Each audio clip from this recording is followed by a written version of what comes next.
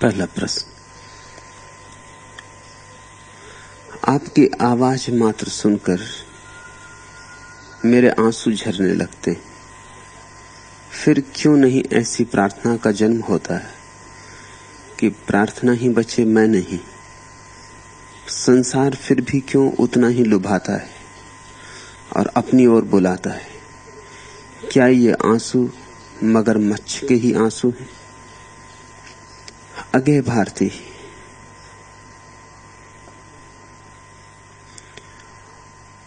आंसू प्रार्थना की पहली खबर है।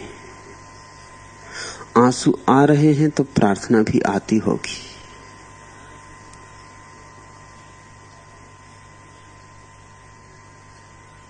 आंसुओं को मगरमच्छ के आंसू मत समझ बैठना, अन्यथा वहीं रुकावट पड़ जाएगी। मगरमच्छ के आंसू तो तब होते हैं जब तुम जबरदस्ती लाओ, जब लाए जाएं, जब चेष्टा हो, जब तुम प्रयोजन से किसी हेतु से रो दिखावे के लिए। आंसू जब अपने से आते हैं तो मगरमच्छ के नहीं होते। अपने से आए आंसू आने वाली प्रार्थना की पहली झलक है। आंसू आ गए हैं, प्रार्थना भी आती होगी। ये आंसू शुभ है। इन आंसुओं की उम्र इलाही दराज हो। ये आ गए तो हिज्र में कुछ दिल बहल गया। इस पृथ्वी पर जब भी आंखें प्रेम या आनंद के आंसुओं से भर जाती या परमात्मा की याद के आंसुओं से भर जाती, तो क्षण भर को ही सही तुम पृथ्वी के वासी नहीं रह जाते। क्षण भर को तुम किसी और लोक में प्रवेश कर जाते हो। यद्यपि क्षण भर के लिए ही होता है यह, मगर क्षण भर भी क्या कम है। और क्षण भी ऐसे शाश्वत का ही अंग है। थोड़े पर फड़फड़ाए पक्षी ने तो भी आकाश में थोड़ा तो उठा। इतना उठा है तो और भी उठेगा। लेकिन इन आंसुओं की निंदा मत करना, क्योंकि जिसकी भी हम निंदा करते हैं वही अवरुद्ध हो जाता है। इनका स्वागत करो। बैठे बिठाए बज़्म में कल रात रो पड़े, बस याद आ गई थी कोई बात रो पड़े। सुनते हो मुझे कोई भूली बिसरी याद आ जाती होगी। शायद जन्मों जन्मों से विस्मृति का पर्दा पड़ा हो, लेकिन मूलतः तो हम आते परमात्मा से। वही हमारा निवास है, मूल उद्गम है, स्रोत है। याद तो कहीं पड़ी है। जब मैं तुम्हें पुकारता हूं उसी याद पर चोट पड़ जाती होगी। रो, जी भर के रो, इसमें कृपणता भी ना करना। आंसू जितने बहें उतना शुभ है। आंखें उतनी स्वच्छ हो जाएंगी, और बाहर की ही आंखें नहीं, भीतर की आंखें भी। आंसू दोनों को स्वच्छ करते अगर अंतर से आए, और अंतर से ही आते हैं, क्योंकि तुम्हारे लाए नहीं आते। मुझे सुनते हो तब आ जाते। मुझे सुन के किसी रो में बह जाते होगे, कोई तरंग जगने लगती होगी। मेरी आवाज तुम्हारे भीतर सोई हुई आवाज को जगाने लगती होगी। ज्योति से ज्योति जले। इस अंधेरी दुनिया में इन आंसुओं के साथ बड़ी आशा जुड़ी है। यास की बस्ती में एक छोटी सी उम्मीदें विशाल अजनबी की तरह से फिरती है घबराई हुई। ये तो अंधेरी की बस्ती है और निराशा की। यहां बाहर तो कुछ भी मिलने को नहीं है। यहां तो सिर्फ एक ही बात अंकुरित हो जाए हृदय में, उम्मीदें विशाल, परमात्मा से मिलने की आकांक्षा जग जाए तो समझना कि जीवन सार्थक हुआ। बाजार में हंसे भी तो व्यर्थ, मंदिर में रोए भी तो सार्थक। व्यर्थ के साथ प्रसन्न भी दिखाई पड़े तो व्यर्थ, सार्थक के साथ गमगीन भी हो गए, उदास भी हो गए, आंसुओं से भी भर गए तो भी सार्थक। आंसू बड़ी संपदा है, अगर ठीक मार्ग पर पड़े तो यही बीज है, इन्हीं से फूल भी खिलेंगे। इन्हीं आंसुओं का अंतिम परिणाम वे कमल हैं जिनकी फकीरों ने सदा बात की है, 1000 पखड़ी वाले कमल, उनके ही ये बीज हैं। रोना कठिन तो मालूम होता ही है, अड़चन तो मालूम होती ही है, और फिर हमारे मनों में आंसुओं का संबंध अनिवार्य रूप से दुख से हो गया। इस दुनिया में तो हमारी हंसी तक दुख से जुड़ी है। आंसुओं का तो कहना ही क्या, हमारा हंसना भी दुख से जुड़ा है। इस दुनिया में सभी कुछ दुख है,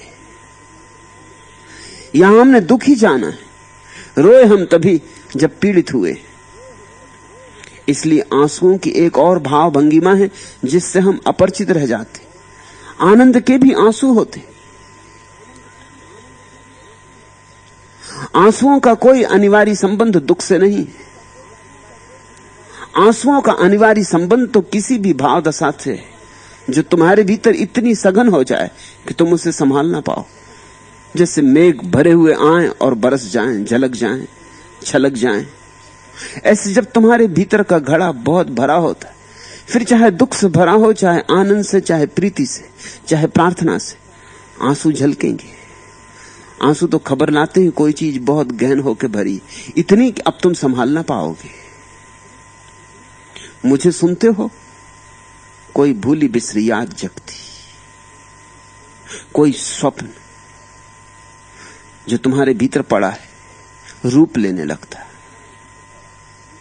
निराकार की थोड़ी सी झलक आने लगती। मैं तुमसे जो बोल रहा हूं वे अगर शब्द ही होते तो ऐसा नहीं हो सकता था। शब्दों के साथ मैं भी हूं। उस दिन तुमने जो कहा था मानो वे शब्द नहीं थे, वृक्ष थे, आवाज थे, व्यक्ति थे। कभी उनके नीचे, कभी उनमें, कभी उनसे लिपट कर रहता हूं। विमुख भी हो जाऊं कभी उनसे तो उनकी छाया आज छूती है सुबह शाम। तुमने उस दिन जो कहा था मानो वे शब्द नहीं थे, वृक्ष थे, आवाज थे, व्यक्ति थे। मैं तुम्हें जो कह रहा हूं वह कहना मात्र ही नहीं है। मैं कोई कथा नहीं कह रहा हूं, मैं तुम्हारे जीवन की व्यथा कह रहा हूं और तुम्हारे जीवन की व्यथा के पार जाने का उपाय कह रहा हूं। और तुम्हारे जीवन की व्यथा के पार एक संपदा है, उसकी तुम्हें स्मृति दिला रहा हूं। मेरे शब्द आवाहन है, एक पुकार है जो तुम्हें विराट की यात्रा पर ले जाएं, अगर तुम चलने को राजी हो जाओ। आंसू आने लगे हैं तो अर्थ हुआ तुम्हारे पैर तैयार हो रहे चलने को, तुम्हारा हृदय राजी हो रहा चलने को। और प्रकाश में जाने के लिए अंधेरे से गुजरना पड़ता है, और परम आनंद को पाने के लिए बहुत सी पीड़ाओं के बीच से जाना अनिवार्य है। वे पीड़ाएं निखारती। आशा के बंदे हम पांसे फेंकते हैं, बोने के बदले सांसें फेंकते हैं। इतना ना घिरता सिमटता निदाग तो अमलतास कैसे खिलता। अंधेरे से न गुजरे होते हम तो प्रकाश कैसे मिलता। तो कभी कभी मेरी बातों को सुन के चित्त एक गहरी उदासी से भी भरेगा, क्योंकि जब तक तुम्हें अपनी संभावनाओं का पता नहीं है तब तक तुम उदास भी क्या होगे। जब बीज को पता चल जाए कि मैं वृक्ष हो सकता हूं और नहीं हो पाया, तो उदासी घेरेगी, असफलता का बोध होगा, विषाद आएगा, प्राणों में संताप उठेगा, तो मैं चूक गया, तो मैं चूक रहा हूं। एक गहन मंथन होगा, प्राण कपेंगे, लेकिन इसी पीड़ा से तो संभव है कि तुम उठाओ और चल पड़ो। ये मंजिल दूर है, इसलिए भयाक्रांत भी करेगी कि पहुंच पाओगे कि नहीं। बीज की फूल तक मंजिल लंबी है, ऐसे लंबी नहीं भी है, क्योंकि बीज में ही फूल पड़ा है। दूर भी और पास भी, चलो तो बहुत पास है, न चलो तो बहुत दूर है। बीज टूट जाए भूमि में तो फूल बहुत दूर नहीं, और बीज बीज की तरह पड़ा रहे तो कितने दूर है। इसलिए उपनिषद ठीक ही कहते, वह परमात्मा पास से भी पास और दूर से भी दूर है। पास उनके जो चलने की पीड़ा लेंगे, और जितना तुम चलोगे उतनी ही आंखें आंसुओं से भरेंगी। पहले विरह के आंसू, फिर उसकी झलक, उसके मिलन के आंसू। भक्त का रास्ता आंसुओं से पटा है। आंसुओं का रंग बदल जाता, ढंग बदल जाता, अर्थ बदल जाता, मगर आंसू बहते रहते। मीरा को जब तक नहीं मिला परमात्मा तब तक भी रोई, और जब मिल गया तब भी रोई। जब तक नहीं मिला इसलिए रोई कि नहीं मिलता है, विरह में रोई, और जब मिल गया तो इसलिए रोई कि मिल गया, आनंद में रोई। हमारे पास आंसुओं के अतिरिक्त उसे धन्यवाद देने को भी और क्या है। आधी रात कोठरों से झांकते उलूक, आधी रात श्रमरत कंकालों की हुक, आधी रात रक्तपान करते वैताल, आधी रात प्रेत सभी माला माल, आधी रात यहां शमशान, आधी रात आत्मज्ञान भूखते हैं स्वान, आधी रात शेष एक बात, आधी रात दूर नहीं प्रात। बस एक बात ख्याल रखना, अभी तो आधी रात है, पर इतना ही सोचो कि अभी आधी रात है तो गलती हो गई। शेष एक बात, आधी रात दूर नहीं प्रात। और जैसी रात गहन काली होती जा रही, वैसे ही सुबह करीब आता जा रहा है। रात के गर्भ में ही तो सूरज पकता है, रात के गर्भ के बाहर ही तो सुबह का जन्म होता है।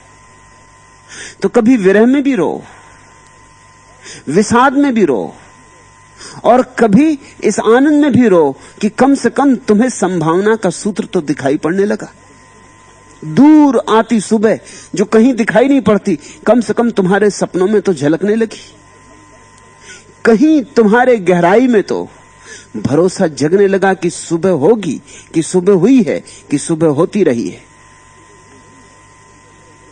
और जैसे जैसे रात गहरी होती जाएगी, अंधेरी होती जाएगी, वैसे वैसे सुबह करीब आती जाएगी। सुबह के करीब आते आते रात अंतिम रूप से गहरी हो जाती।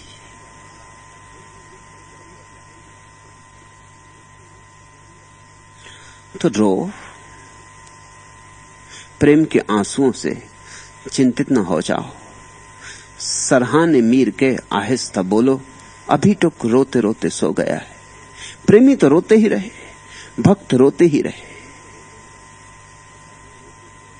लेकिन भूल के भी इन आंसुओं को मगरमच्छ के आंसू मत सोच लेना। और तुम्हारे मन में ये विचार कैसे उठा? इसलिए उठा कि तुम कहते हो कि फिर क्यों नहीं ऐसी प्रार्थना का जन्म होता कि प्रार्थना ही बचे।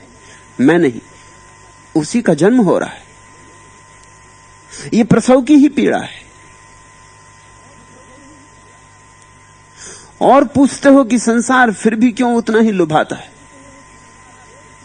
और अपनी ओर बुलाता है। जैसे जैसे तुम जागने लगोगे, तुम पाओगे कि संसार और भी जोर से लुभाता है, संसार और जोर से खींचता है। आखिरी कोशिश करता संसार भी, ऐसे चुपचाप तुम्हें छोड़ नहीं देता। पुराना संबंध है, कितना गहरा नाता है। ऐसे संबंध ऐसे ही नहीं टूट जाते। कि बस जयराम जी कर ली और चल दिए। कितना पुराना नाता है, जन्मों जन्मों से तुम संसार से बंधे रहे, संसार तुमसे बंधा रहा। ये जंजीरें भी तुम्हारी आदी हो गई, तुम भी इन जंजीरों के आदी हो गए हो। जंजीरें भी लिपटेंगी, संसार भी पूरी तरह खींचेगा, और जैसे जैसे पाएगा कि तुम अब दूर जा रहे हो, उतनी ही अपनी पूरी ताकत लगा देगा। साधक के जीवन में वे घड़ियां आती हैं जब समाधि करीब होने लगती है तो संसार बड़े जोर से बुलाने लगता है, और इसके पहले की समाधि घटित हो, प्रार्थना का जन्म हो, संसार अपनी पूरी ताकत लगा देता है। सारी वासनाएं प्रज्वलित हो उठती, आखिरी दांव है। वासनाएं भी हारना नहीं चाहती, मन भी अपनी सारी शक्ति लगा देता है खींचने की कि लौट आओ, कहां जा रहे हो। बड़ा द्वंद उठेगा, लेकिन जैसे द्वंद उठे वैसे ही समझ लेना कि घड़ी करीब आ रही है, इसलिए मन इतने उपाय कर रहा है। अगर घड़ी करीब ना होती तो मन इतने उपाय ना करता। तो मैं तुमसे कहता हूं, संसार तुम्हें खींचता, लुभाता, और भी ज्यादा लुभाता मालूम पड़ता है, ये सब अच्छे लक्षण हैं। इन लक्षणों का शुभ पहलू देखो। अपने आंसुओं की निंदा मत करना, अपने आंसुओं का स्वागत करो, सत्कार करो, उन्हें आनंद भाव से अंगीकार करो, उनके साथ मस्त हो, डोलो। जल्दी ही प्रार्थना आएगी। वसंत में एक भी फूल खिल गया तो समझो कि पूरा वसंत आने के करीब है।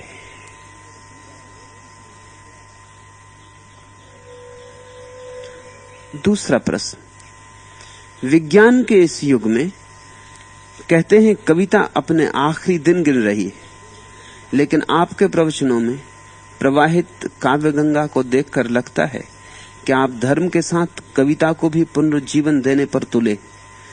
क्या बताने की कृपा करेंगे कि धर्म, कविता और विज्ञान क्या साथ साथ चल सकते हैं? आनंद मैत्रेय। विज्ञान है शरीर, कविता है मन, धर्म है आत्मा। अगर मनुष्य के जीवन में शरीर, मन और आत्मा साथ साथ चल सकते हैं तो मनुष्य के जीवन में विज्ञान, कविता और धर्म क्यों साथ साथ नहीं चल सकते? सच तो यह साथ साथ ही चलने चाहिए। न चले तो कुछ भूल चूक हो रही और आदमी फिर अधूरा होगा। जिस आदमी को केवल विज्ञान ही सब कुछ मालूम होता है, उसका अर्थ क्या हुआ? उसका अर्थ हुआ कि उसने शरीर के पार नहीं झांका, उसने शरीर पर ही अपनी इतिश्री मान ली, उसने शरीर पर ही पूर्ण विराम लगा दिया। इस आदमी के जीवन में काव्य नहीं होगा, संगीत नहीं होगा, साहित्य नहीं होगा। भर्तृहरि का प्रसिद्ध वचन तो तुम्हें ख्याल है ना, कि जिसके जीवन में साहित्य ना हो, काव्य ना हो, कला ना हो, वो मनुष्य मनुष्य नहीं है। ऐसा ही समझो कि पूछ के बिना पशु है, उसके भीतर मन ही पैदा नहीं हुआ अभी। और जिसके भीतर मन नहीं पैदा हुआ उसे मनुष्य क्या खाक कहे? मन से तो मनुष्य बनता है, मन ही है उसे मनुष्य बनाने वाला। नहीं तो पशु में और मनुष्य में फर्क क्या है? पशु सिर्फ देह है,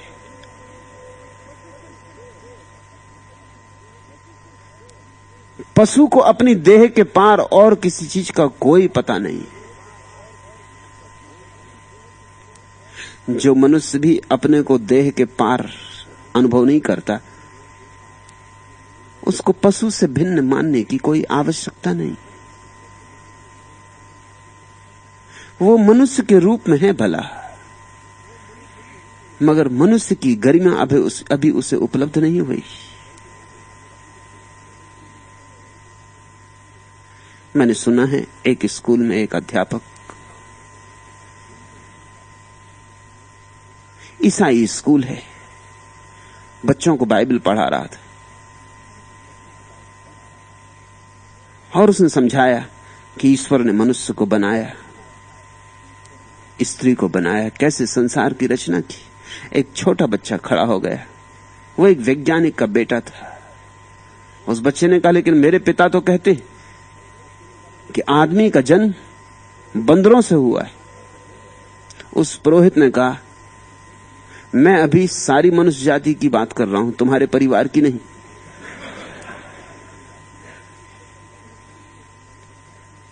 तुम्हारे परिवार के संबंध में तुम्हारे पिता ही ज्यादा जानते हैं।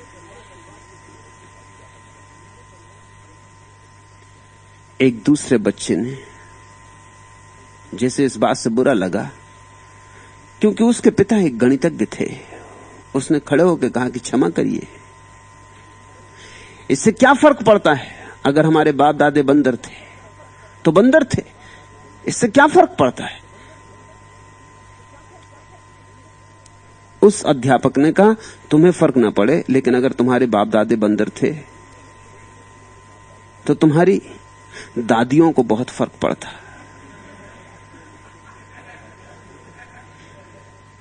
तुम अपनी दादी की भी तो सोचो।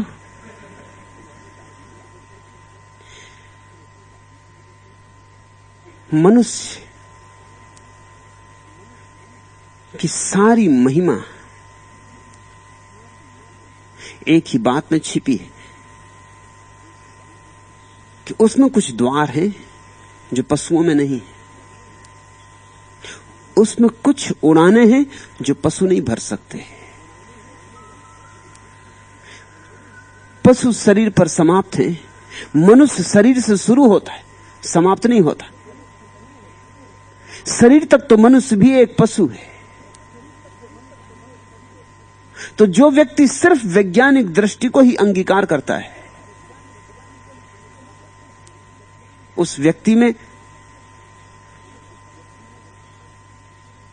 मनुष्य का जन्म नहीं हुआ, वह नाम मात्र को मनुष्य।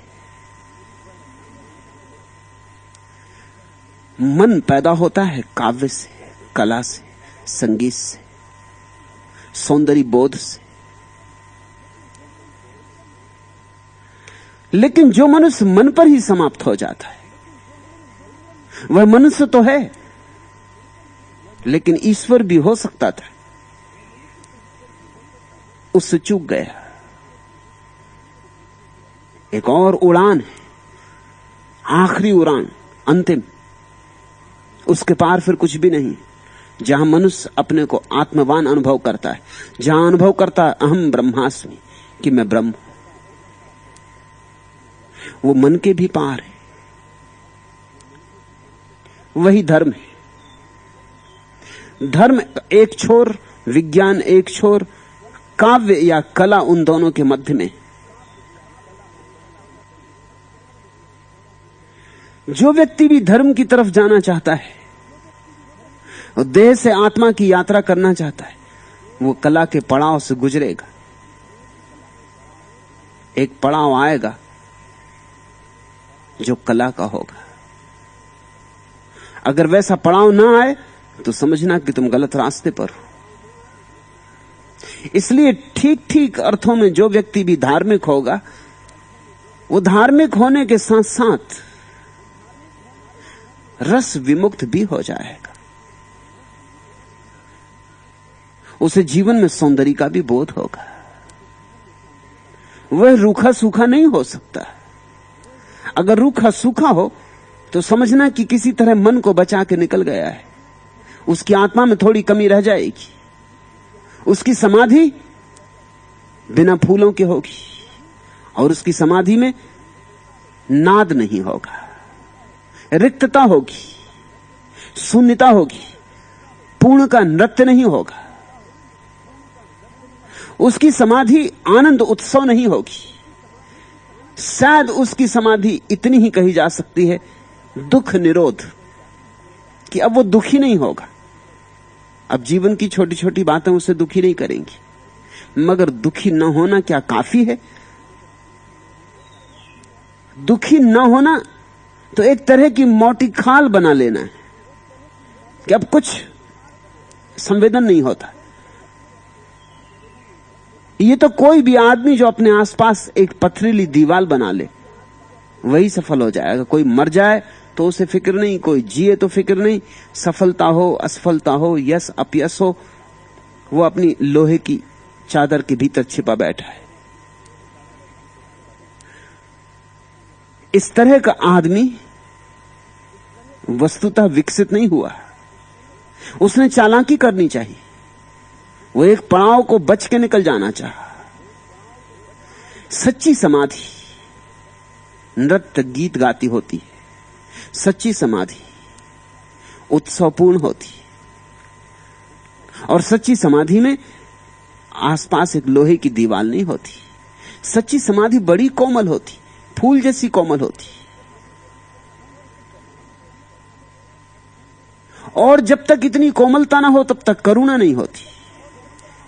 इसलिए जो लोग कला के जगत से बच के निकल जाते, तुम पाओगे उस तरह के साधु संतों में किसी तरह की करुणा, किसी तरह का प्रेम झलकता नहीं। वे मुर्दे मालूम पड़ते, लाशें मालूम पड़ते, जिंदा लाशें। मैं उस पक्ष में नहीं हूं। मैं मनुष्य के सर्वांगीण विकास के पक्ष में। मैं मनुष्य को चाहता हूं वो पूरा का पूरा हो, देह के सारे आनंदों से उपलब्ध हो, मन के सारे आनंदों से उपलब्ध हो, आत्मा के सारे आनंदों से उपलब्ध हो। मनुष्य त्रिवेणी है, वो तीर्थ बने। ये तीनों, गंगा यमुना सरस्वती, तीनों उसमें गिरे, संगम बने। तुम पूछते हो क्या यह संभव है, धर्म कविता और विज्ञान साथ साथ? अगर देह मन और आत्मा साथ साथ संभव है, ये सारा अस्तित्व इन तीनों का जोड़ है। इसलिए तो परमात्मा को हम त्रिमूर्ति कहते हैं। वो तीन का जोड़ है, उसके तीन चेहरे। तुम्हारे भी तीन चेहरे। एक ही चेहरे को पहचान के मत रुक जाना, अन्यथा तुम अधूरे अधूरे रहोगे। और जहां अधूरापन है वहीं विषाद है, जहां पूर्णता है वहीं उत्सव है, जहां पूर्णता है वहां प्राप्ति है, और जहां प्राप्ति है वहां संतुष्टि है।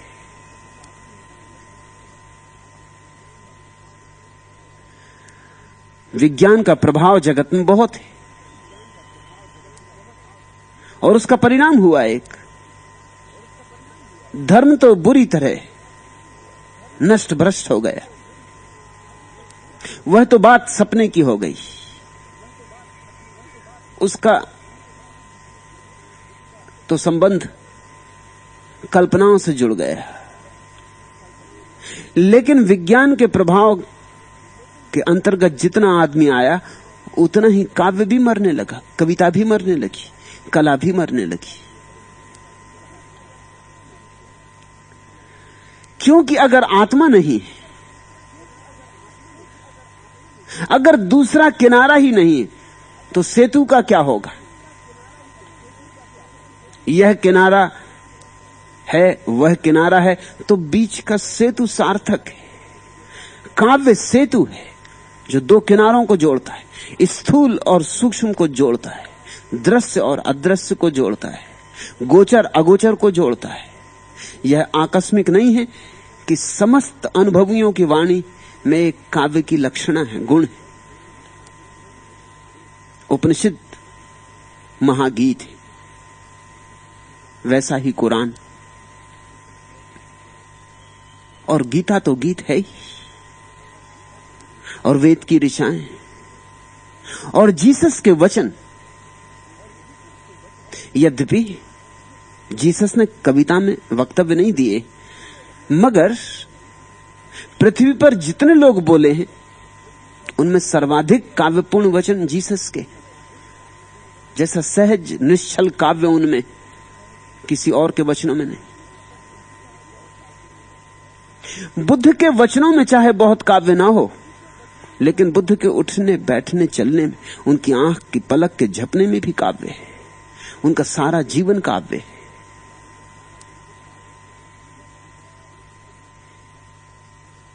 यदि हम रहस्यवादियों के जीवन को परखें पहचाने तो तुम सदा ही पाओगे वहां काव्य की किसी न किसी तरह कोई न कोई झलक मौजूद होगी। उस पार जाने के लिए सेतु से गुजरना ही पड़ता है, और इस सेतु से जो गुजरता है रंग जाता है। उसके भीतर होली मना ली गई और दिवाली भी, उसके भीतर रंग भी फैले, दिए भी जले। धर्म के पुनर्जन्म के साथ साथ काव्य का पुनर्जन्म अनिवार्य है। अगर वह किनारा है तो सेतु को फिर से सुधारना पड़ेगा, फिर से बनाना पड़ेगा। यद्यपि काव्य अपने में काफी नहीं, अपने में पूर्ण भी नहीं,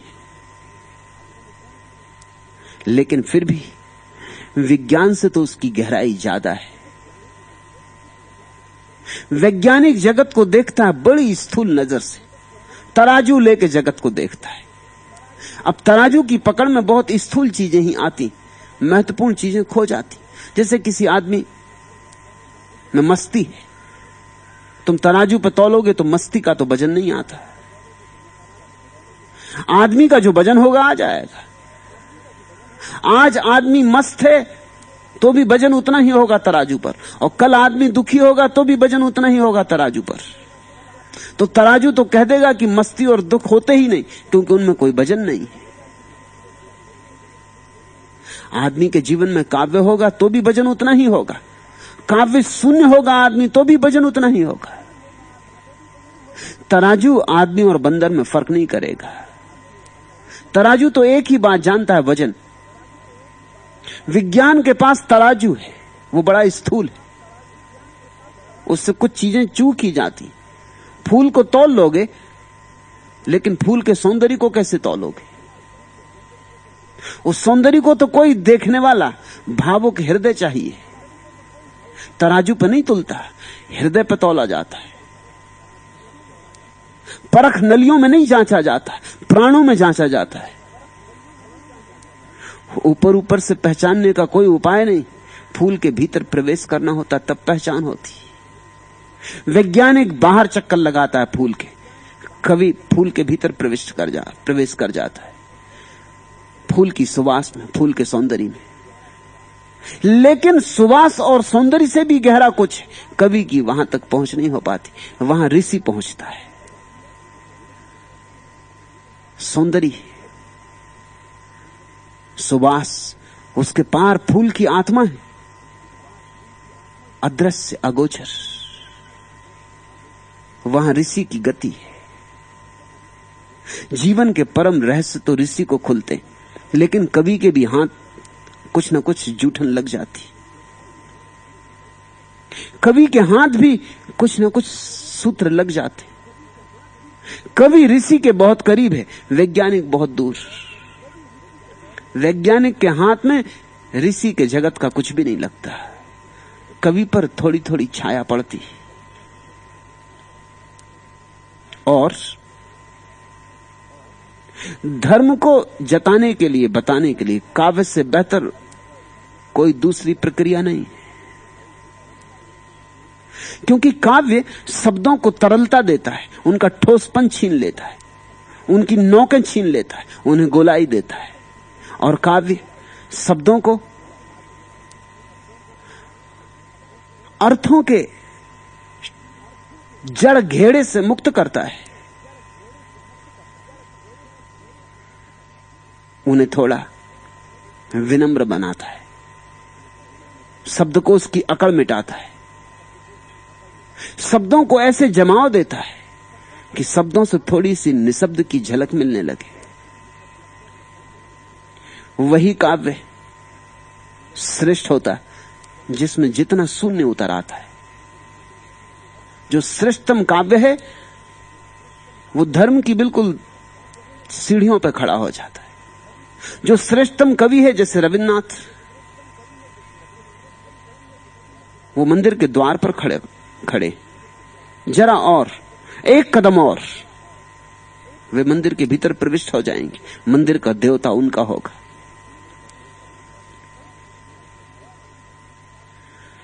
धर्म संसार से गया तो उसके साथ काव्य भी गया। इस सदी ने कोई बड़े कवि पैदा नहीं किए, बड़े वैज्ञानिक पैदा किए, बड़े कवि नहीं। धर्म वापस लौटे तो उसकी छाया की तरह काव्य फिर वापस लौट आएगा। तुम जरा लौट कर देखो, दुनिया में जो भी सुंदर घटा है वो सब धर्म की छाया की तरह घटा है। खजुराहो के मंदिर हो कि पुरी के कि कोणार्क के, अजंता की गुफाएं हो कि एलोरा की, बोरोबुदर का मंदिर हो कि रोम के गिरजे, ये सब धर्म की छाया में उठे थे। बौद्ध भिक्षुओं ने खोदी थी गुफाएं अजंता एलोरा की, पत्थर में सौंदर्य को अंकित किया था, पत्थर में फूल उगाए थे।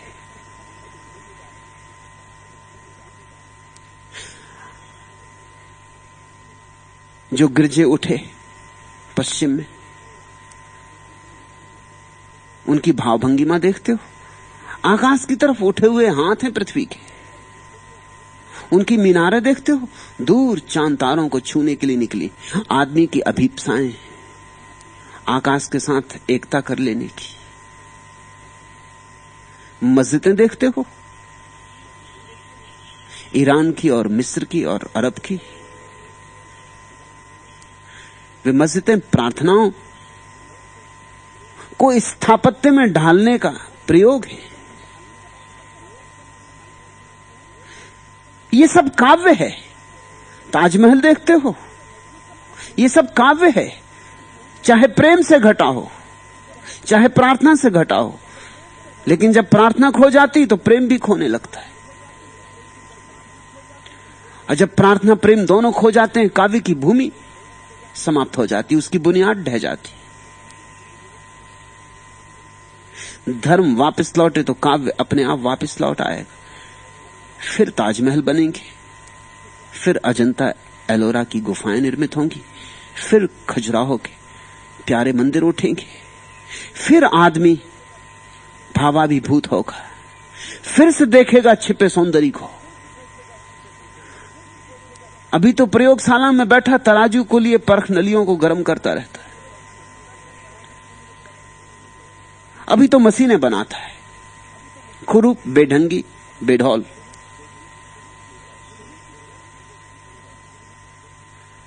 नहीं कि व्यर्थ हैं वे मशीनें,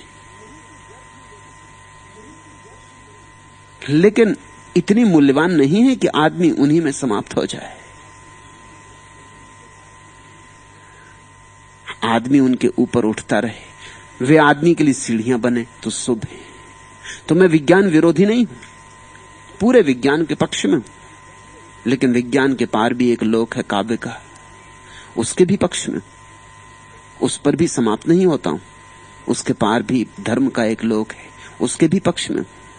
ये त्रिमूर्ति पूरी होनी चाहिए मनुष्य में, तो मनुष्य पूर्ण होता है।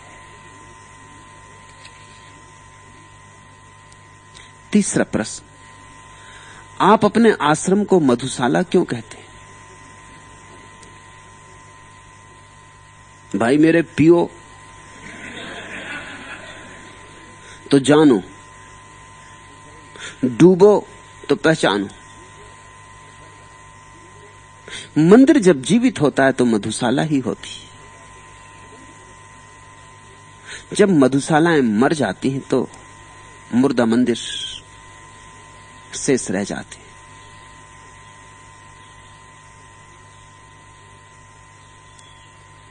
जहां आज स्वर्ण मंदिर है सिखों का,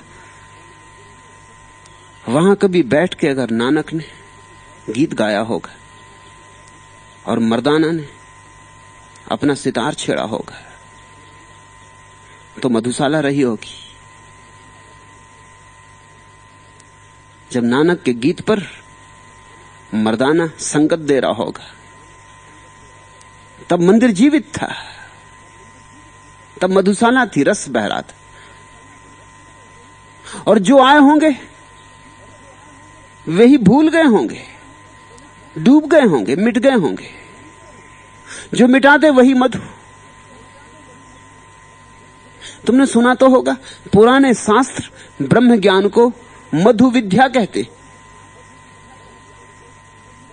बुद्ध ने कहा है, बुद्धों का ज्ञान चखो तो मधुर ही मधुर है। प्रारंभ में मधुर, मध्य में मधुर, अंत में मधुर। मधु ही मधु है। जगत बहुत कड़वा है। जगत दूर से तो बहुत से आश्वासन देता है मधु के, मगर पास जाने पर सिवाय तिक्तता के और कुछ भी नहीं मिलता। यहां हाथ जलते हैं और हृदय पर घाव बनते हैं। यहां की और कोई उपलब्धि नहीं। एक और भी लोक है जहां मधुरस बहता है।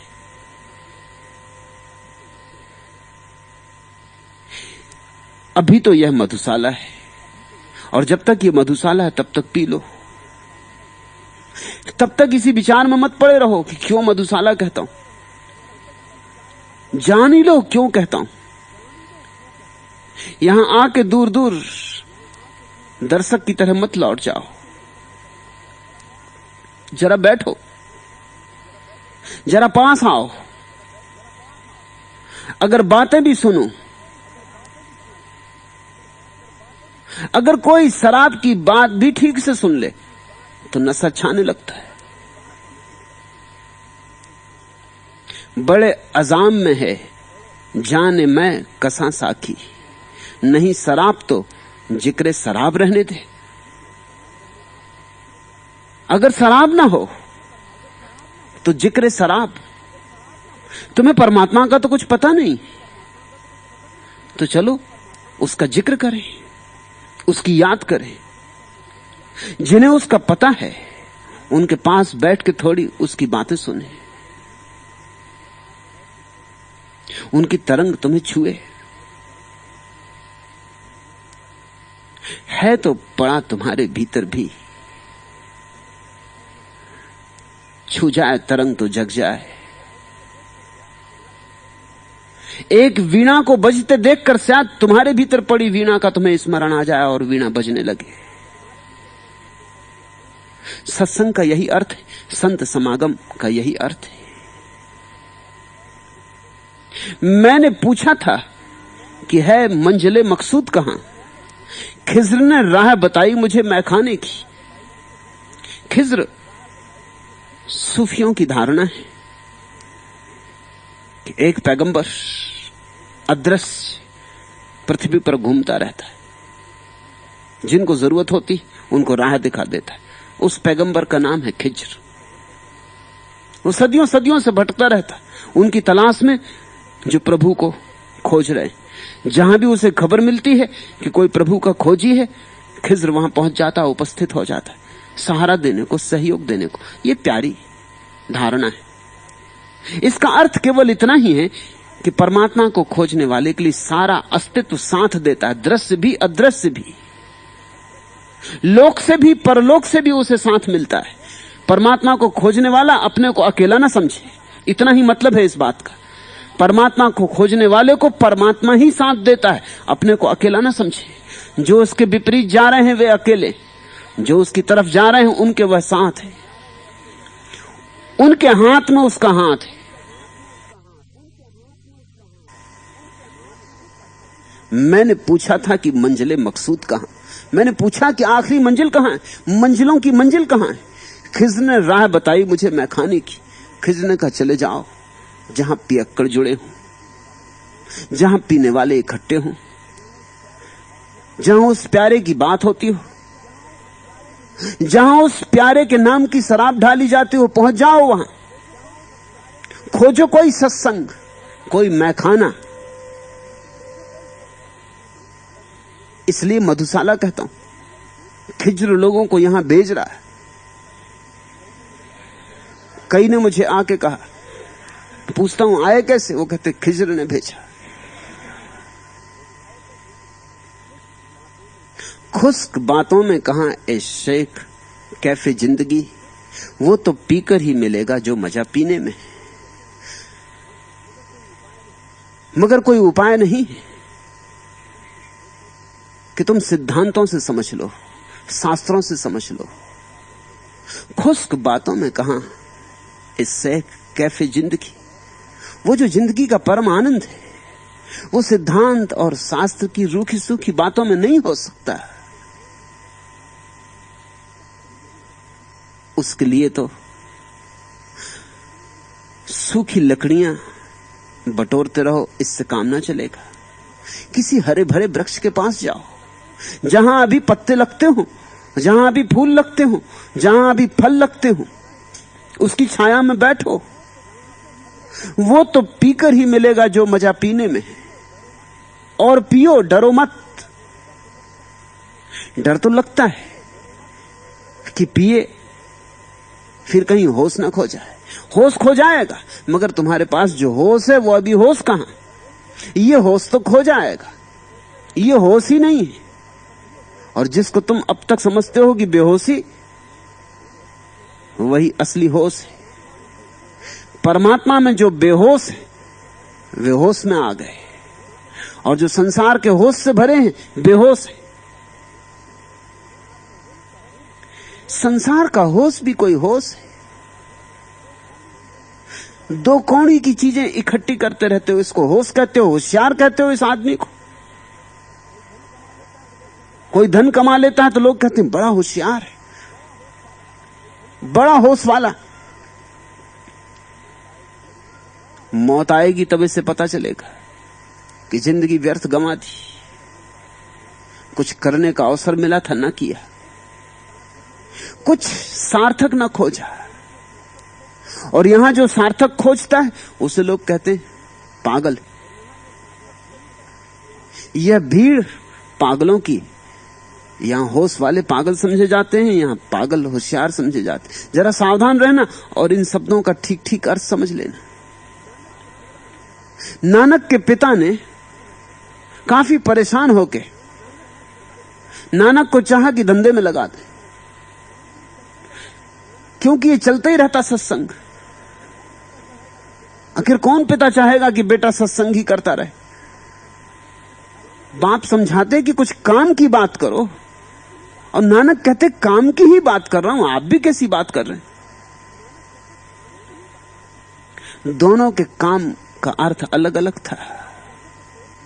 बाप कहते कुछ होश में आओ, और नानक कहते वही तो कोशिश कर रहा हूं। ये सत्संग में इसीलिए तो जाता हूं, ये साधुओं के चरण इसलिए तो दबाता हूं कि कुछ होश में आ जाऊं। बाप सिर पीट लेते कि ये होश नहीं है, कुछ कमाई धमाई करो। नानक कहते वही तो कर रहा हूं। बात जब बहुत बिगड़ गई और बाप बेटे के बीच कुछ संवाद मुश्किल हो गया, तो पिता ने कहा कि बातचीत बंद करो, ये रुपया लो, कुछ जाओ, मेला भरने वाला है, तुम कंबल खरीद लाओ, मेले में कंबल बेचो। लेकिन ध्यान रहे नुकसान ना हो, लाभ होना चाहिए। कुछ भी लाभ करके दिखाओ। बाप थोड़े हैरान भी हुए कि नानक मस्ती से चल दिए, कहा कि ठीक है लाभ करके दिखाएंगे। 5-7 दिन बाद वापस आ गए, बड़े प्रसन्न, बड़े मस्त, न तो कंबल न रुपए। पूछा क्या हुआ, कहां है कंबल, कहां है रुपए, कितना लाभ हुआ? पिता के चरण छुए, कहा लाभ बहुत हुआ। मैं कंबल खरीद के जा रहा था मेले की तरफ कि रास्ते में साधुओं की एक जमात मिल गई, ठंड पड़ रही और ठिठुर रहे, बांट दिए कंबल। पुण्य ही तो लाभ है, दान ही तो लाभ है।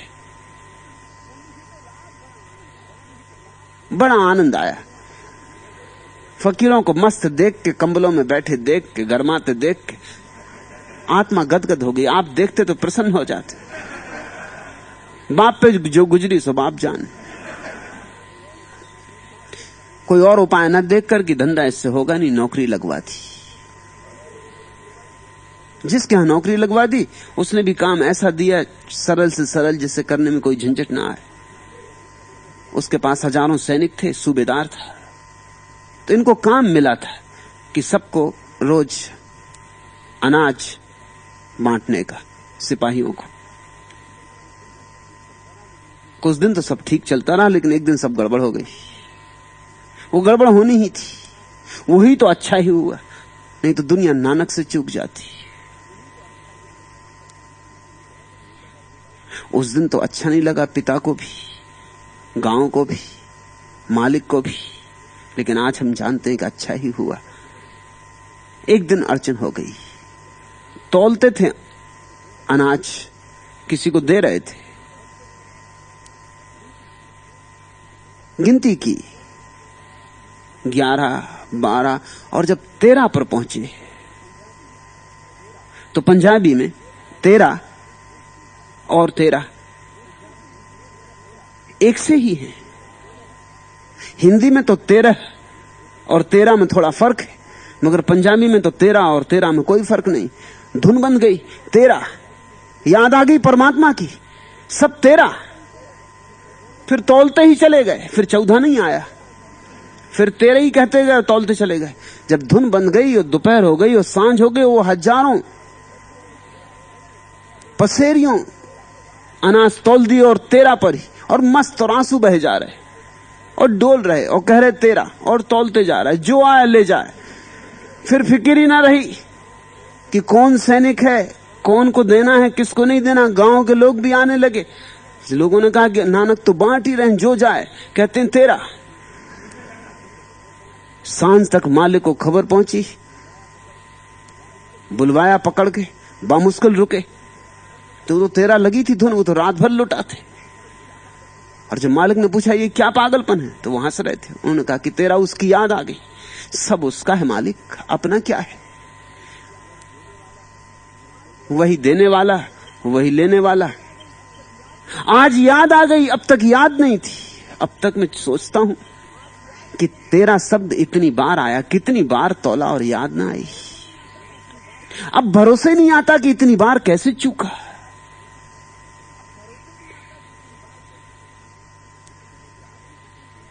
इस तरह के आदमी को तुम बेहोश कहोगे ना,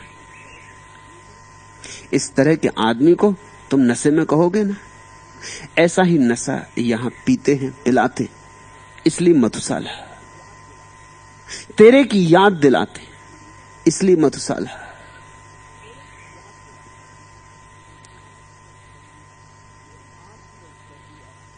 आज तो कर दिया साकी ने मुझे मस्त अलमस्त, आज तो कर दिया साकी ने मुझे मस्त अलस्त, डालकर खास निगाहें मेरे पैमाने में। पास आओ कि मैं तुम में झांक सकूं, कि तुम मुझ में झांक सको, कि जो हुआ है उससे तुम्हारी थोड़ी पहचान हो जाए।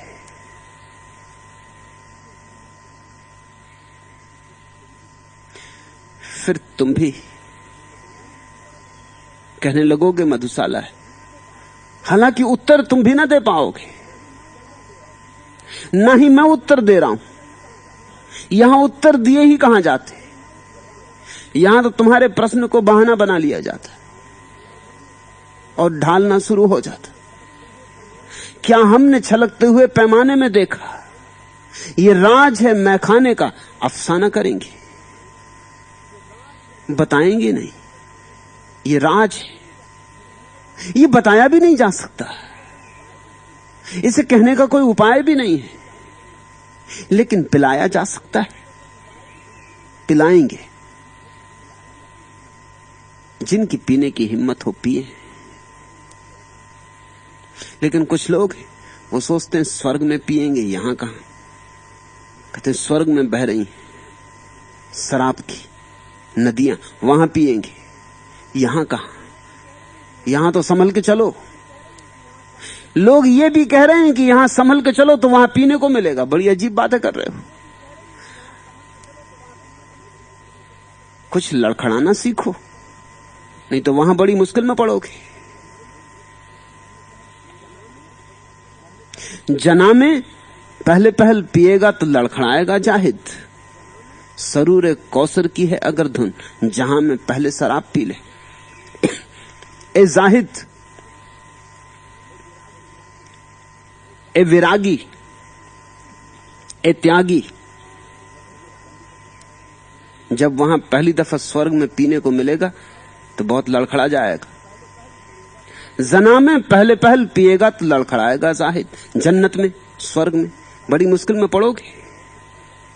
सरूर कौसर की है अगर धुन, अगर स्वर्ग को पाने की अभीप्सा है जहां में पहले शराब पी ले, तो यहां से थोड़ा अभ्यास तो करो।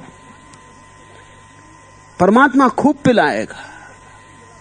यहां सद्गुरुओं के पास थोड़ा पियो तो, थोड़ा चस्का तो लगे, थोड़ी लत तो पड़े।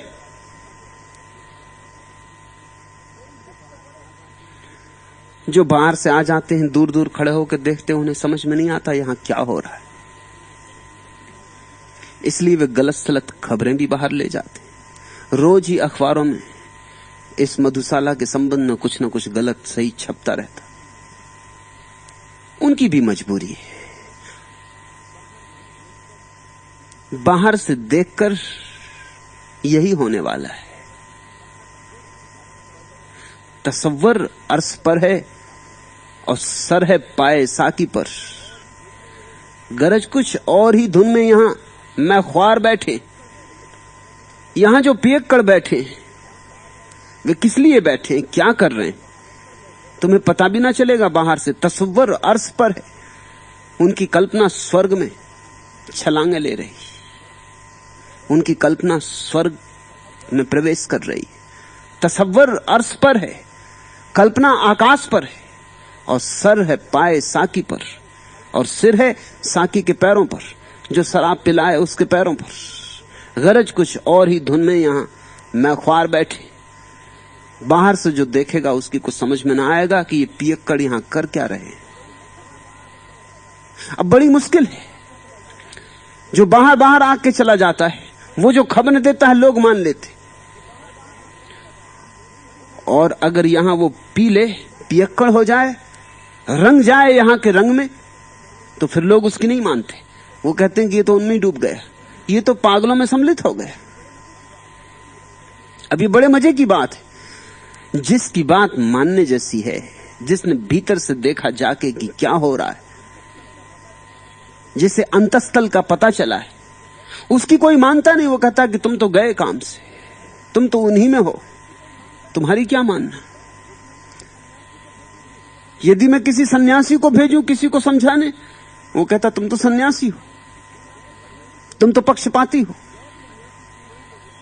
गैर सन्यासी की मान लेते, और गैर सन्यासी की बात का क्या मूल्य।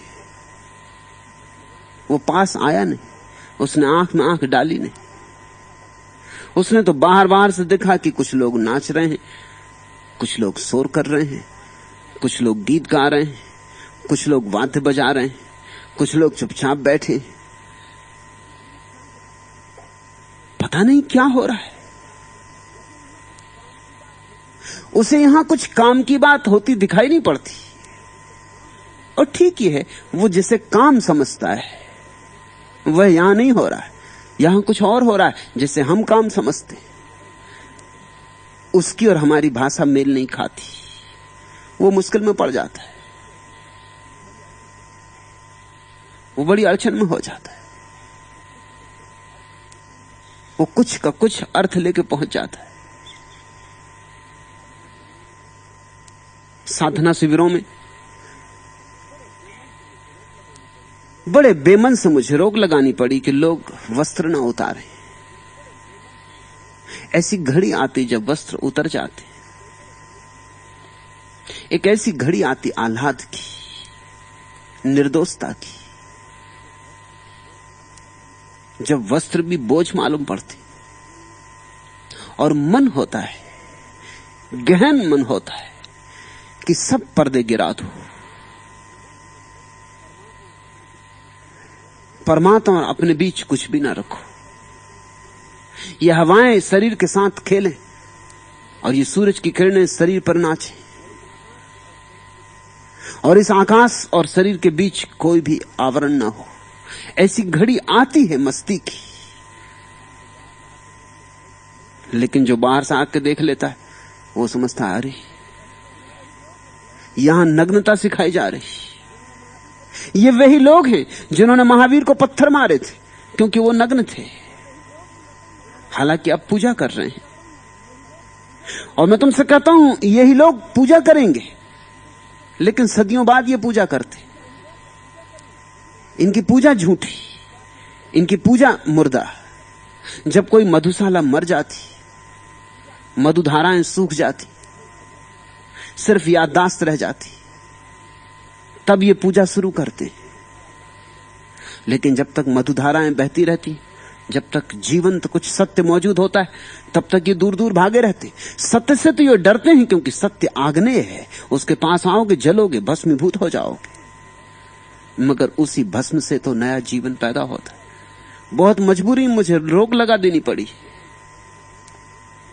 कि कोई कपड़े ना उतारे, मजबूरी में, क्योंकि मैं जानता हूं कि कभी वैसी घड़ी आती, उस घड़ी में किसी को रोकना अमानवीय, उस घड़ी में किसी को रोकना अशोभन है। लेकिन वो दर्शक इकट्ठे, वो दर्शक कैमरे ले आते, वो किसी का चित्र निकाल लेंगे, वो चित्र महत्वपूर्ण हो जाता है।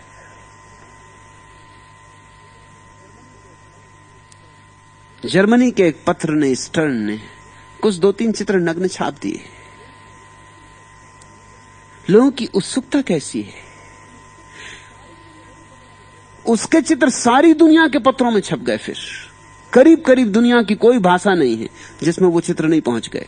डच में पहुंच गए, इटालियन में पहुंच गए, फ्रेंच में पहुंच गए, स्पेनिश में पहुंच गए, सारी दुनिया के अखबारों में। साल भर हो गई उसके अखबार को छपे, मगर वो अभी तक नई नई भाषाओं में पहुंचते ही जाते। कोई ये नहीं पूछेगा कि किस घड़ी में ये लोग नग्न थे, किस घड़ी में ये नग्नता घटी थी। उस घड़ी से किसी को लेना देना नहीं।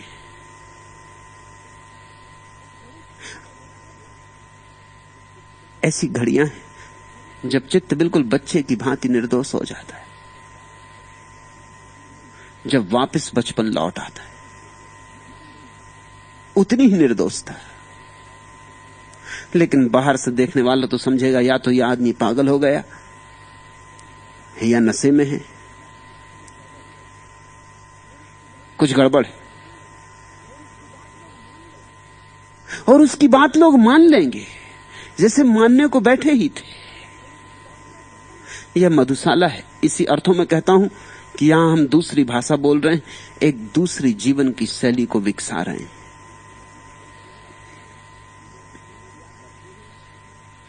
पी लिया करते हैं जीने की तमन्ना में कभी, डगमगाना भी जरूरी है संभलने के लिए। थोड़े डगमगाओ, दुनिया डगमगाना कहेगी, जानने वाले संभलना कहेंगे।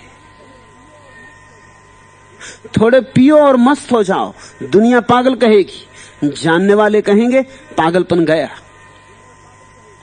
जानने वाले बहुत थोड़े,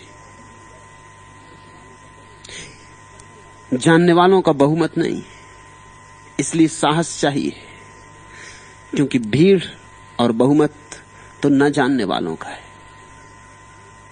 उनकी हंसी झेलने की तैयारी चाहिए।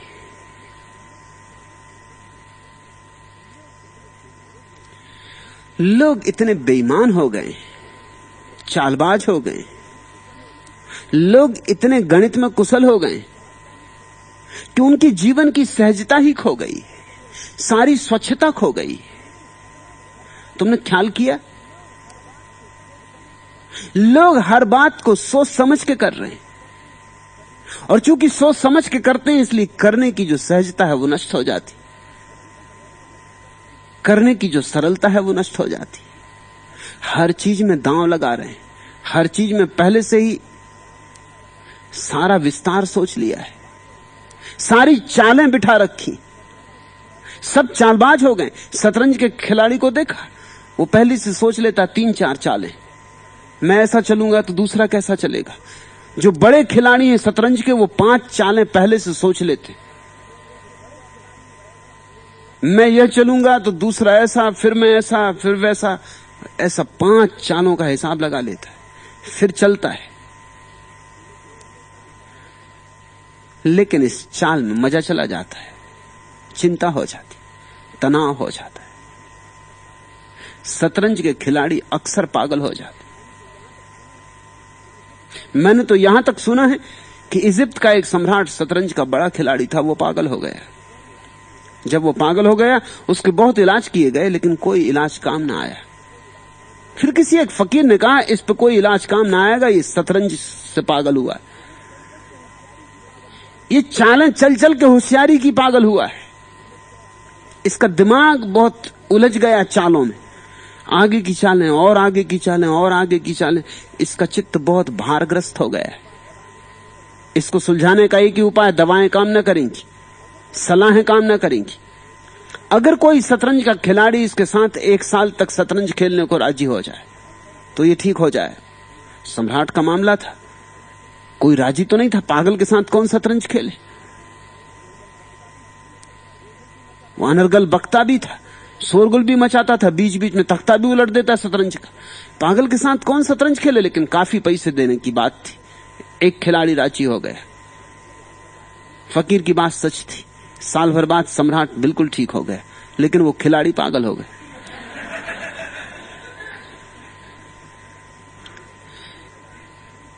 ये दुनिया शतरंज के खिलाड़ियों से भरी है। अलग अलग शतरंज बिछाई है लोगों ने, किसी ने धन की, किसी ने पद की, किसी ने प्रतिष्ठा की, किसी ने कुछ, किसी ने कुछ। मैं तुमसे कहता हूं, छोड़ो ये खेल।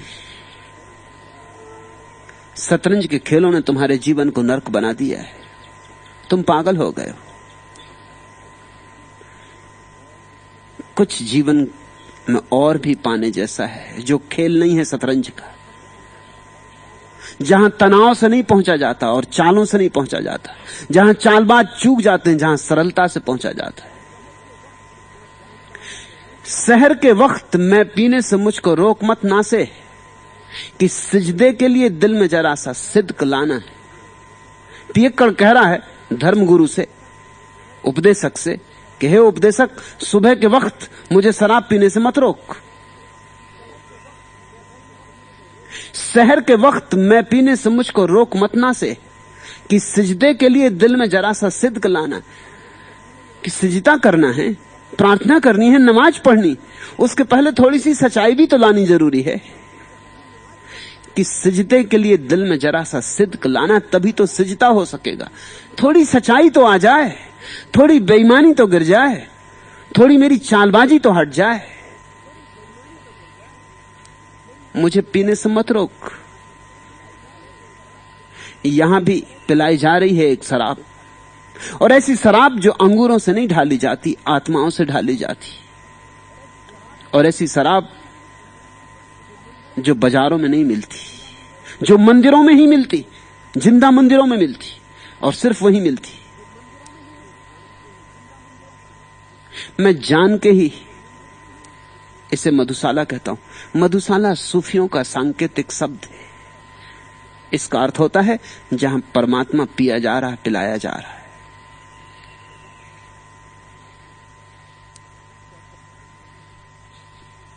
चौथा प्रश्न, भगवान, हर दिन आप अमृत की चर्चा करते हो और यह दुनिया है कि आपको जहर लौटाती। क्या आपको भी कभी लगता होगा कि किन अंधों को मैं प्रकाश दिखाता हूं और किन बहरों को मैं अमृतवाणी सुनाता हूं? सत्य निरंजन, ऐसा लगने का उपाय नहीं। अंधा अंधा है, और अगर अंधा अंधे की तरह व्यवहार करता है तो इसमें चकित होने जैसा क्या है? और बहरा बहरा है, और बहरा अगर नहीं सुनता, पुकारे पुकारे नहीं सुनता, तो इसमें चकित होने की बात क्या है? सुन ले तो चकित होने की बात है। जब कोई सुन लेता है तब मैं चकित होता हूं, जब कोई देख लेता है तब मैं चकित होता हूं, तब चमत्कार घटता है। जब कोई नहीं देखता, मैं दिखाए चला जाता हूं, और नहीं देखता, बात सीधी साफ है। कसूर उसका क्या, कसूर मेरा है। जब तुम अंधे को कुछ दिखाने की कोशिश कर रहे हो तो कसूर तुम्हारा है। अंधे को न दिखाई पड़े, इसमें नाराजगी क्या? अपेक्षा ही कहां है कि अंधे को दिखाई पड़ना ही चाहिए। ये तो मुझे दिखाई पड़ गया, ये मेरी मजबूरी है कि जो मुझे दिखाई पड़ गया है वो मुझे चैन नहीं लेने देता। वो कहता दिखाओ, वो कहता दो। 100 को पुकारोगे तो शायद एक सुन लेगा, 1000 को दिखाओगे तो शायद एक को दिख जाएगा, तो भी बहुत है, तो भी पर्याप्त पुरस्कार मिल गया।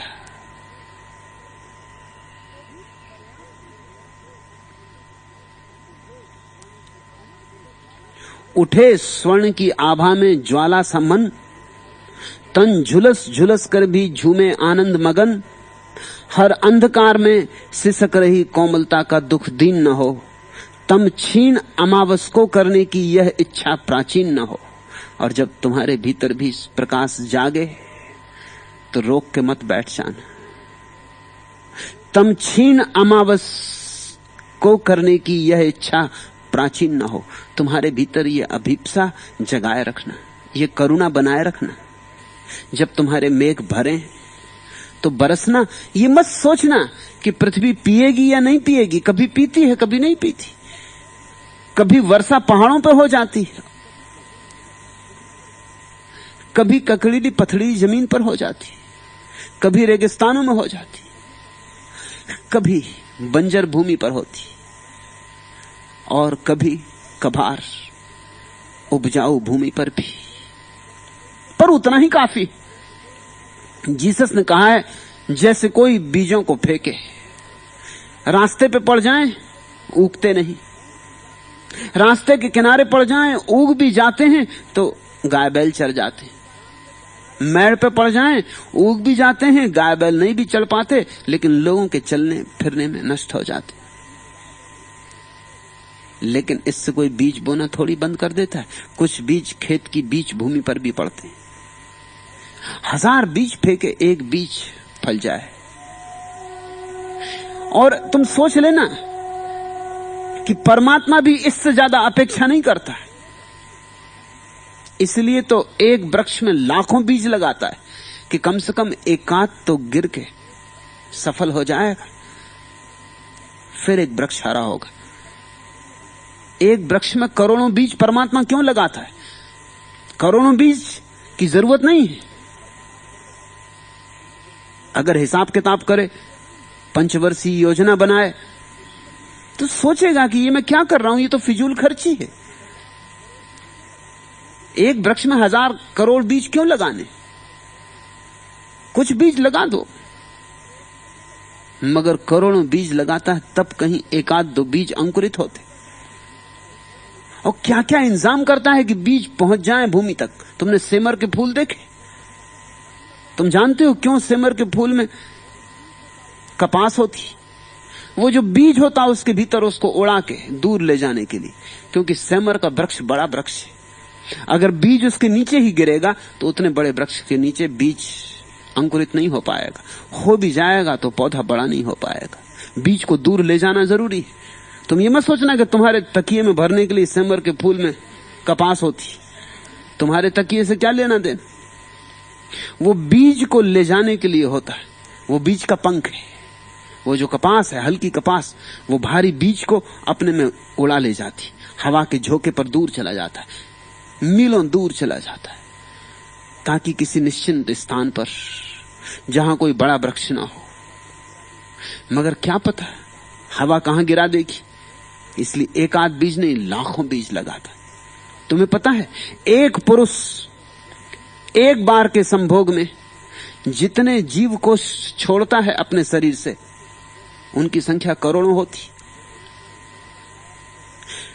वैज्ञानिकों ने हिसाब लगाया है कि एक साधारण आदमी, साधारण काम वासना से भरा आदमी अपने जीवन में कम से कम 4000 बार संभोग करता है, और प्रत्येक संभोग में करोड़ों जीवाणु छूटते, यानी प्रत्येक संभोग में करोड़ों बच्चे पैदा हो सकते थे। 4000 बार वैज्ञानिकों ने हिसाब लगाया है कि एक आदमी काफी है सारी पृथ्वी को आबाद कर देने के लिए। अरबों आदमी पैदा कर सकता है एक आदमी। मगर पैदा करेगा 10-12, अगर संतत नियमन ना लागू हो। अगर लागू हो तो 2 या 3 बस। परमात्मा इतना ज्यादा इंतजाम करता है 2-3 बच्चों के लिए।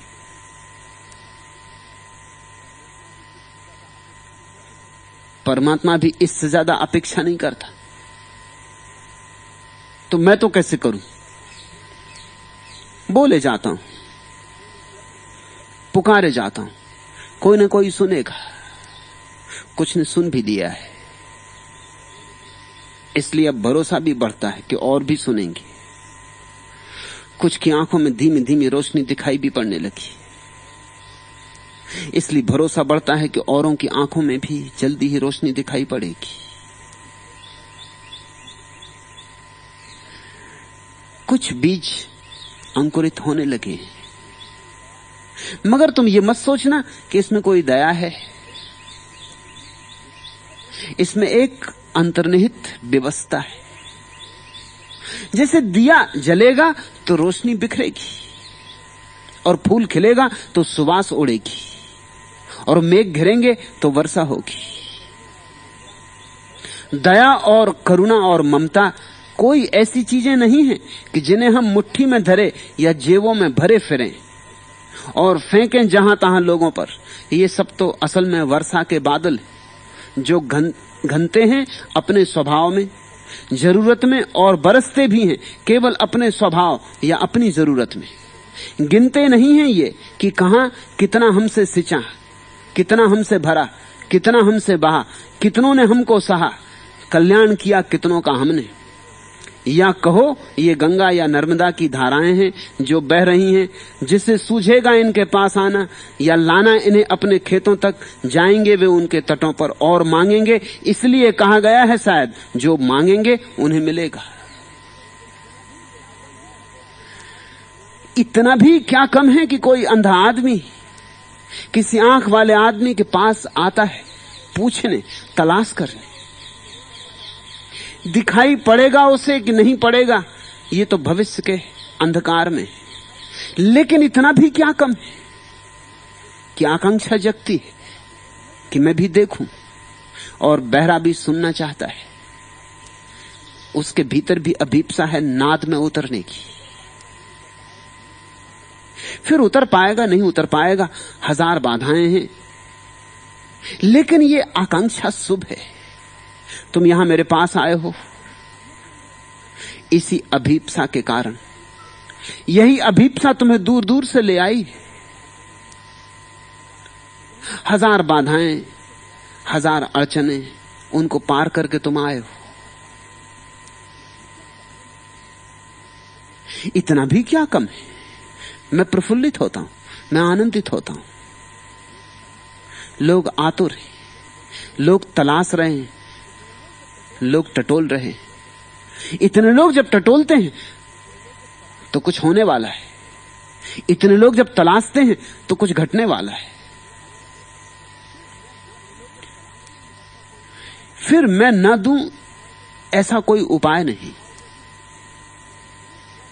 तुम ना आओगे तो भी देना पड़ेगा, शायद तुम्हें पता ना हो या पता हो। महावीर जब पहली दफा बोले तो सुनने वाला कोई था ही नहीं, वृक्ष थे, दृश्य में तो वृक्ष थे। शास्त्रों को जरा अड़चन मालूम हुई होगी कि लोग क्या कहेंगे, महावीर को पागल कहेंगे। बोले और कोई सुनने वाला था ही नहीं, कम से कम इसका तो पता कर लेते कि सुनने वाला भी कोई है या नहीं। तो शास्त्र तो होशियार लोग लिखते हैं, उन्होंने उसमें होशियारी बता दी। उन्होंने कहा कि देवता, अदृश्य देवता वृक्षों के नीचे बैठे सुन रहे थे। शक है मुझे देवता वगैरह कहां सुनने आएंगे। ये जोड़ा होगा शास्त्रकारों ने, लेकिन शास्त्रकारों की मजबूरी भी मेरी समझ में आती। अगर महावीर को बताएं कि बोल रहे हैं और सुनने वाला कोई भी नहीं, तो उत्तर क्या दोगे? महावीर पागल है? देवता आए हो कि ना आए हो मुझे प्रयोजन नहीं, मगर एक बात साफ है कि जब दिया जलता है तो रोशनी फैलती है, चाहे कोई देखने वाला हो या ना हो। मेरे लिए तो ये कहानी इस बात का प्रतीक है कि महावीर के भीतर जब फूल खिला तो सुवास बिखरी, चाहे फिर कोई नासापुट पास हो सुगंध लेने को या ना हो, इससे कुछ भेद नहीं पड़ता। एकांत में भी फूल खिलता है, दूर जंगल में भी फूल खिलता है, तो भी सुवास। ऐसा थोड़ी कि जब तुम्हारे बगीचे में खिलता है तभी सुवास फैलाता है। ये अनिवार्यता है, ये सत्य के साथ जुड़ा हुआ अनिवार्य अंग है। जब भी सत्य पैदा होता है उसके साथ ही आवाहन, पुकार पैदा होती, उसके साथ ही अपने आप सत्य का गीत शुरू हो जाता है। और ऐसा तो कभी नहीं होता कि पृथ्वी पर सत्य की तलाश करने वाले लोग ना हों। इतनी वंध्या तो पृथ्वी कभी नहीं होती, इसलिए सत्य की तलाश करने वाले चल पड़ते, चल पड़े, आने लगे। सत्य निरंजन, तुम्हारा सोचना भी मेरे समझ में आता। तुम कहते हो हर दिन आप अमृत की वर्षा करते हो और यह दुनिया है कि आपको जहर लौटाती। जो जिसके पास है वही तो देगा ना। जिसके पास गीत है गीत देगा, जिसके पास गालियां हैं गालियां देगा। इससे तुम दुनिया पे नाराज मत होना, दया करना। इससे इतना ही समझना कि बेचारों के पास और कुछ नहीं है, वो करेंगे भी क्या। जो मेरे पास है मैं देता हूं, जो उनके पास है वो देते हैं। एक जैन कथा है, एक जैन मुनि नदी के किनारे बैठा ध्यान कर रहा है। एक बिच्छू नदी में गिर पड़ा है। मुनि ने जल्दी से हाथ फैला के बिच्छू को पानी में से हाथ में ले लिया, उठा के किनारे पर रख दिया, बिच्छू डूब ना जाए। लेकिन इस बीच बिच्छू ने डंक मार दिया। मुनि तो बचाने चला है बिच्छू को, मगर बिच्छू भी बेचारा क्या करे, बिच्छू बिच्छू है, डंक उसके पास है, डंक मारने की कला उसे आती। और जितने हाथों ने उससे कभी छुआ है या उसके पास आए, सब उसे मारने आए, बचाने तो कभी कोई हाथ आया नहीं था।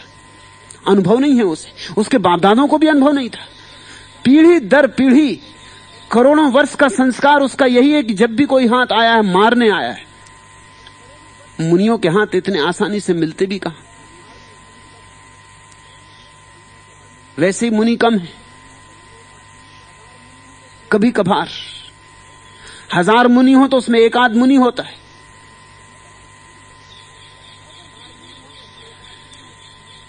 तो अगर बिच्छू ने डंक मारा तो ठीक ही, क्या मुनि हंसने लगा। और तुमने देखा कीड़े मकोड़ों की जिद होती, अहंकारी होते। चींटे को तुम जरा फेंक दो दूर, वो वापस लौट के तुम्हारी तरफ आता, फिर फेंको दूर, फिर वापस लौट के आता, जिद बन जाती। वो कहता तुमको भी हम दिखा के रहेंगे। तुमने समझा क्या है? जीवन की बड़ी जिद होती, चाहे छोटी ही जीवन की किरण क्यों ना हो, मगर जिद्दी होती। मुनि तो उठा के रख दिया उसे किनारे पर, वो वापस पानी में गिर पड़ा। उसने तय ही कर लिया है जैसे। मुनि ने उसे फिर हाथ में उठाया, फिर उसने डंक मारा, और जब तीसरी बार वो फिर पानी में गिरा और मुनि उसे उठाने लगा, तो एक मछुआ जो पास ही मछली मार रहा था, उसने मुनि से कहा आप पागल हैं, होश गंवा बैठे हैं, क्या कर रहे हैं? वो बिच्छू आपके हाथ पे डंक मारे जा रहा है, मरने दो उसको। उसको बचाने से सार भी क्या है, मरी जाए तो अच्छा है। और समझ में नहीं आ रहा कि 3 दफे डंक मार चुका। मुनि ने कहा मैं अपना काम कर रहा हूं, वह अपना काम कर रहा है। अगर बिच्छू नहीं हार रहा तो मैं हार जाऊं, अगर बिच्छू जिद पर है तो मैं भी जिद में हूं। बिच्छू कहता हम मरेंगे डूब के, आत्मघात करने की तैयारी किए बैठा। मैं भी कहता हूं हम बचाएंगे। और बिच्छू ही है, वो डंक न मारे तो क्या करे, फूल तो बरसाए नहीं। अब देखना यह है कि कौन हारता है। मैं उठाता रहूंगा जब तक होश रहेगा। देखना है उसका जहर पहले चुकता है कि पहले मेरा अमृत चुकता है। तो सत्य निरंजन, दुनिया मुझे क्या लौटाती है इससे सिर्फ दुनिया दया का पात्र हो जाती। जहर है तो जहर लौटाते, बिच्छू हैं तो डंक मारते, सांप हैं तो फन फैलाते। एक फकीर एक गांव में आया, गांव के लोग उसके बड़े विरोध में थे। उन्होंने क्रोध में आकर उसको जूतों की माला पहना दी। वो फकीर खूब खिलखिला के हंसने लगा। उसने जूते बड़े गौर से देखे, संभाल के माला रख ली, छाती से लगा ली। गांव के लोगों ने कहा, तुम कर क्या रहे हो, ये जूते हैं। फकीर ने कहा, जूते मेरे फट भी गए थे और प्रार्थना लगता है सुन ली। कल ही रात मैंने परमात्मा से कहा कि जूते दिलवाओ, मगर ये नहीं सोचा था कि इतने दिलवा देगा। मैं तो 2 की आशा रखता था, वो भी कभी कभार सुनता है मेरी प्रार्थना। पक्का भी नहीं था कि सुनेगा, मगर सुबह ही इतने जूते। हे मालिक, तेरी बड़ी कृपा है। रही आप लोगों की बात, तो ये जान के मैं खुश हूं कि जो आपके पास था आप लाए। तो कुछ गांव तो ऐसे हैं कि लोग कुछ भी नहीं लाते, जूते तक नहीं लाते। उनके पास ऐसा लगता है कुछ भी नहीं। फिर जो जिसके पास है। मालियों के गांव में जाता हूं तो फूल लाते हैं, लगता है ये बस्ती चम्हारों की होगी। जाहिर है जूतों की माला से कि बस्ती चम्हारों की होगी। चम्हार भाई, तुम्हारी बड़ी कृपा। जो जिसके पास है वही देगा ना। चम्हार भाई, तुम्हारी बड़ी कृपा। जहर कोई लौटाता है, लौटाने दो। जहर लौटाते लौटाते कभी तो संभलेगा, कभी तो ख्याल आएगा। गालियां देते देते देते देते कभी तो होश आएगा, कभी तो क्षण भर को रुकेगा। और फिर एक बात और ख्याल रखना, जो लोग गालियां देते हैं और जहर फेंकते हैं, इतना तो पक्का है कि मुझसे उनका संबंध हो गया। मेरे संबंध में सोचते, विचार करते, नाता तो जुड़ ही गया। दुश्मनी भी एक नाता है, जैसे दोस्ती एक नाता है। दोस्त की भी याद आती, दुश्मन की भी याद आती। अगर उन्होंने मुझे अपना दुश्मन भी समझ लिया है तो अपने हृदय में मेरे लिए थोड़ी जगह तो दे ही थी। वहीं से काम शुरू होगा। उतनी जगह भी काफी है। जरा सा पैर रखने को जगह भर मिल जाए, फिर धीरे धीरे अंगूठा हाथ में आ गया तो पहुंचा भी हाथ में आ ही जाएगा।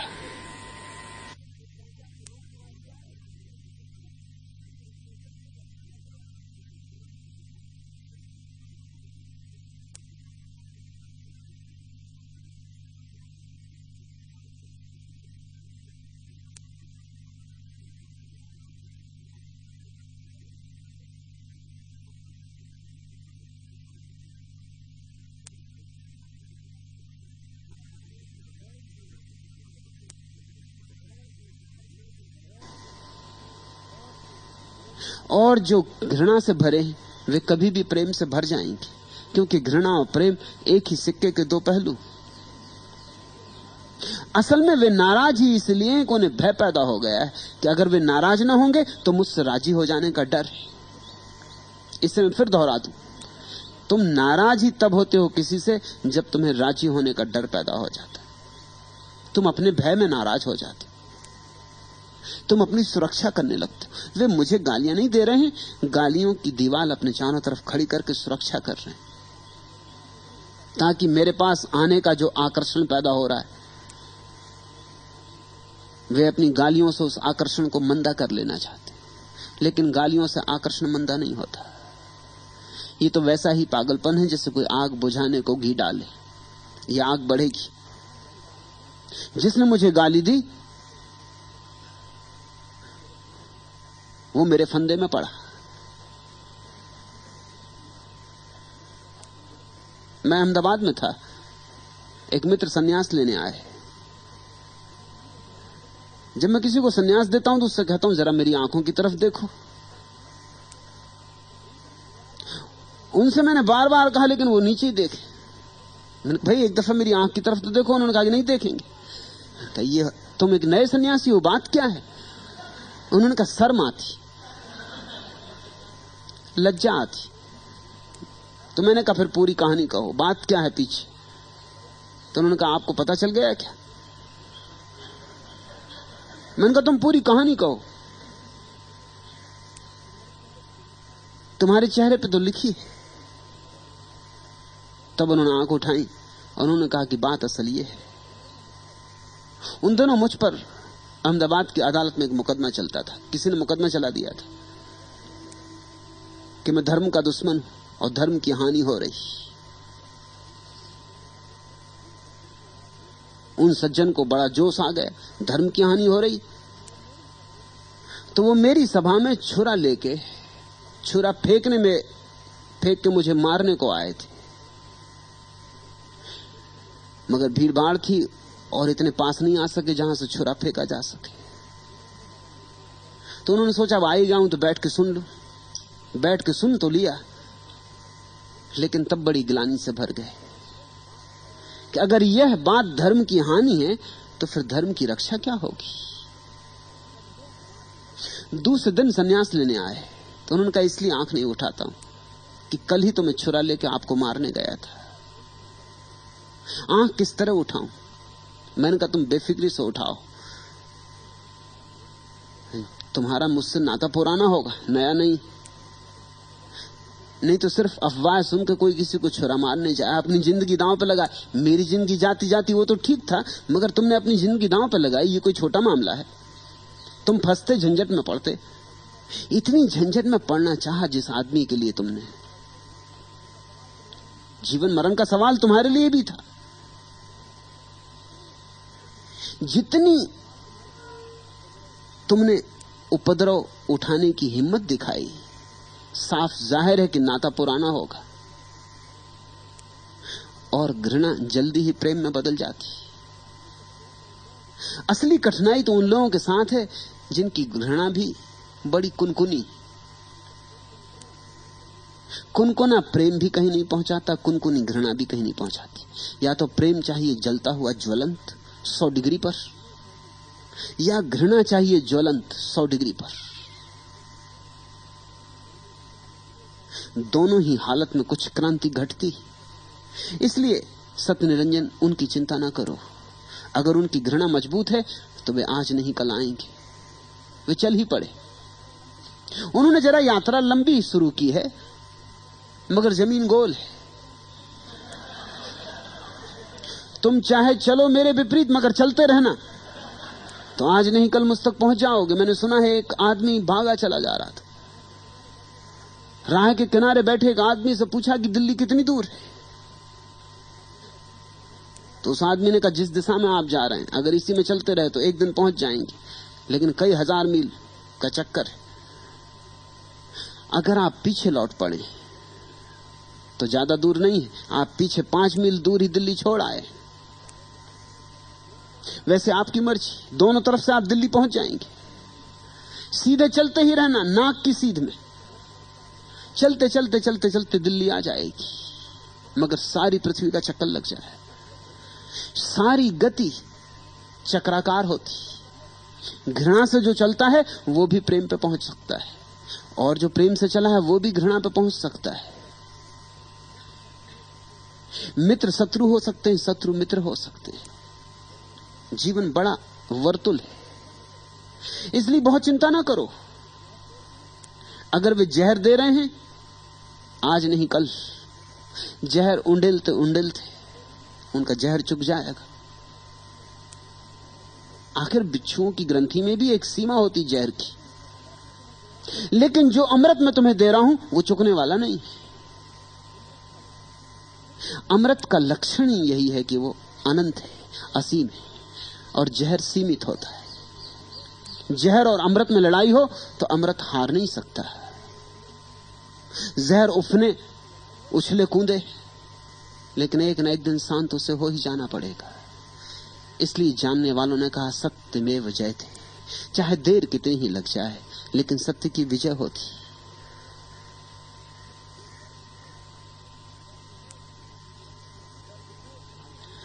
दर्द को ढालते हैं नगमों में, सोच को साज में बदलते हैं। दाद दे हमको ये गमे दुनिया, जख्म खाकर भी फूल उगलते हैं। मैंने हर गम में खुशी में ढाला है, मैंने हर गम खुशी में ढाला है, मेरा हर एक चलन निराला है। लोग जिन हादसों से मरते हैं, मुझको उन हादसों ने पाला है। ख्याल करना, यह सारे संतों का अनुभव है। दर्द को ढालते हैं नगमों में, पीड़ा आए तो उस पीड़ा की ऊर्जा से गीत बना लेते। दर्द को ढालते हैं नगमों में, सोच को साज में बदलते, दुख को भी वीणा बना लेते,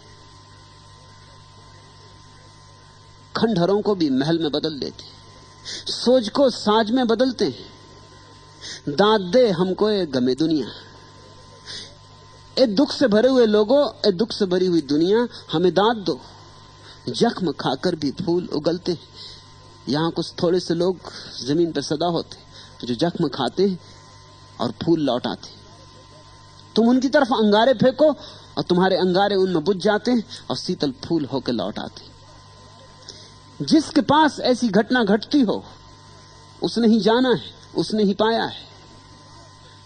तुम गालियां फेंको और उसके भीतर आके गीतों में ढल जाएं। मैंने हर गम खुशी में ढाला है, मेरा हर एक चलन निराला है। लोग जिन हादसों से मरते, जिन घटनाओं में लोग मर जाते, जिन घटनाओं में लोग उलझ जाते हैं, समाप्त हो जाते, मुझको उन हादसों ने पाला है। जार्ज गुरजीएफ पश्चिम का एक बहुत अद्भुत ज्ञानी एक बड़ी महत्वपूर्ण बात कहता था। वो कहता था कि जीसस को सूली लगाई गई, ये तो कथा का ऊपरी हिस्सा है। जीसस ने खुद ही आयोजन करवाया था कि मुझे सूली लगा दो। उसने एक पूरी नई कथा जीसस के नाम पर खोज ली थी, बड़ी महत्वपूर्ण कथा। वो ये कहता है कि जुदास, जो जीसस का सबसे प्यारा शिष्य था, उसने धोखा नहीं दिया, उसने सिर्फ जीसस की आज्ञा मानी। जीसस की आज्ञा थी कि मुझे पकड़ा दो, मुझे सूली लग जाने दो। क्योंकि मुझे सूली लग जाए तो मैंने जो कहा है वो सदा के लिए शाश्वत हो जाए। गुरजीएफ की कहानी तो काल्पनिक मालूम पड़ती, पर बड़ा संकेत गहरा है। इतनी बात तो सच है कि जीसस को लोग भूल गए होते अगर सूली न लगी होती। सूली ने ही जीसस को याददाश्त में गहरा बिठा दिया। लोगों के प्राणों का हिस्सा बन गए। सूली ने ही उन्हें शाश्वतता दे दी। सुकरात को जहर न पिलाया होता, सुकरात को लोग भूल गए होते। तो फिक्र न करो, लोग जिन हादसों से मरते हैं, मुझको उन हादसों ने पाला है। अब तक का अनुभव यही है कि संतों को मारे गए पत्थर उनके चरण चिन्ह बन गए। उनको मारे गए पत्थर आने वाले समय के लिए धरोहर बन गए। उन पत्थरों के कारण उन संतों की अमिट छाप लोगों के प्राणों पर छूट गई। तो मुझे गालियां दी जाएंगी, पत्थर भी मारे जाएंगे, और तुम जो मेरे साथ चलने को राजी हुए हो, तुम्हें इन सब बातों के लिए राजी हो जाना चाहिए और आनंद से, अहोभाव से। काम है मेरा बगावत, नाम है मेरा सबाब, मेरा नारा इंकलाबो इंकलाबो इंकलाब। क्रांति मेरा नारा है। बगावत को मैं धर्म कहता हूं, विद्रोह मेरे लिए साधना है।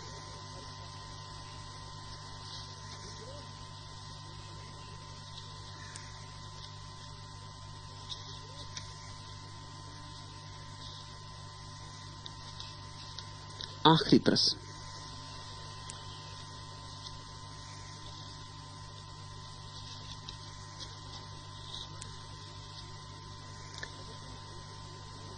प्रवचन सुनते समय आनंद आता है और समझ भी आता है। थोड़ी देर बाद सब भूल जाता है।